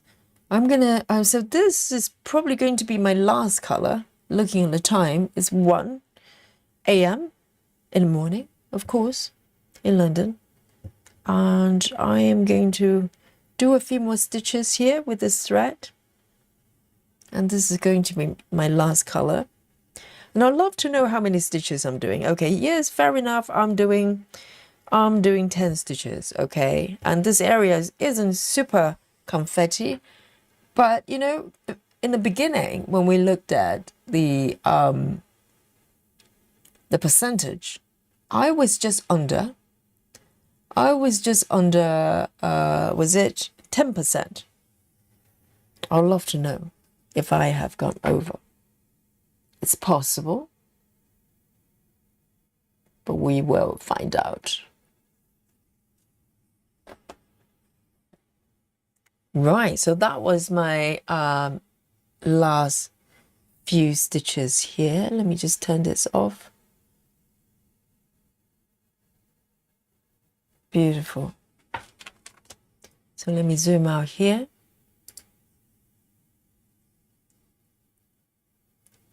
Let's have a look. Oh, that's so pretty.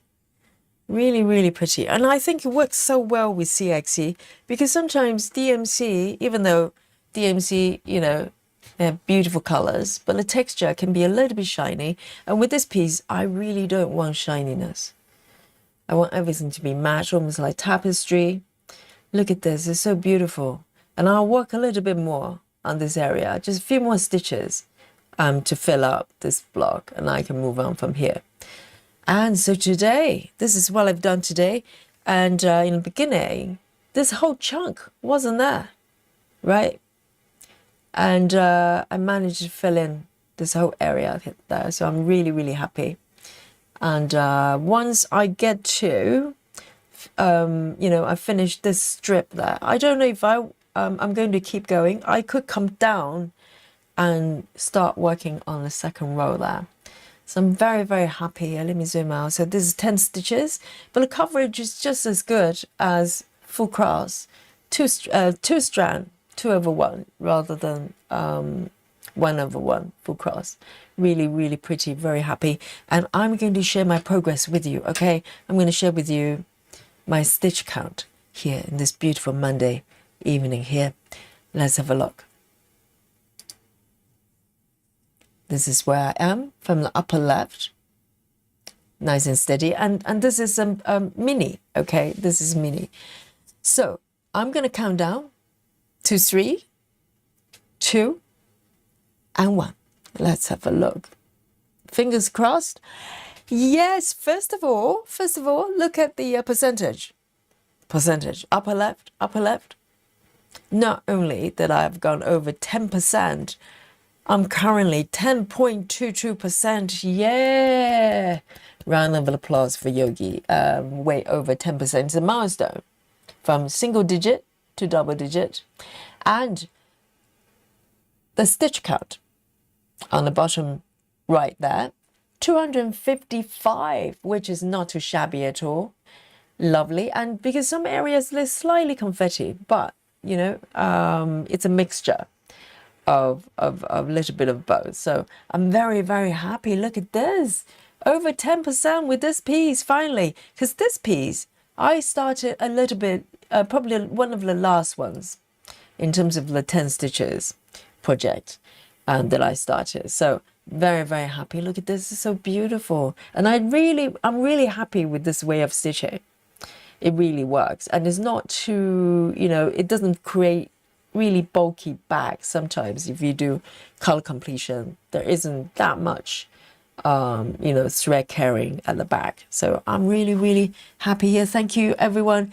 And Busy Mom, thank you. Laura as well. All the crowns for me. Yes, of course.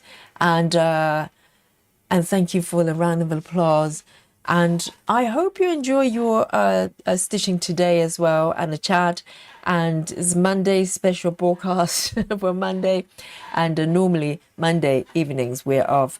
And but tomorrow we're back, okay? Tomorrow, no idea what I'm going to be stitching, and but I'll be back and for another spot of stitching, maybe slightly earlier time, and I'll see you here. So from it's about 5 minutes past 1 o'clock a.m. Yogi's going to sign out, and I'll see you tomorrow. Thank you. Give me some Dolly love, some 99, and no calamari. Yes, no calamari. Okay, this is our group policy here, and stay safe. Be nice. Be nice to everybody, and and I'll see you tomorrow. 99. Love you all. Bye bye.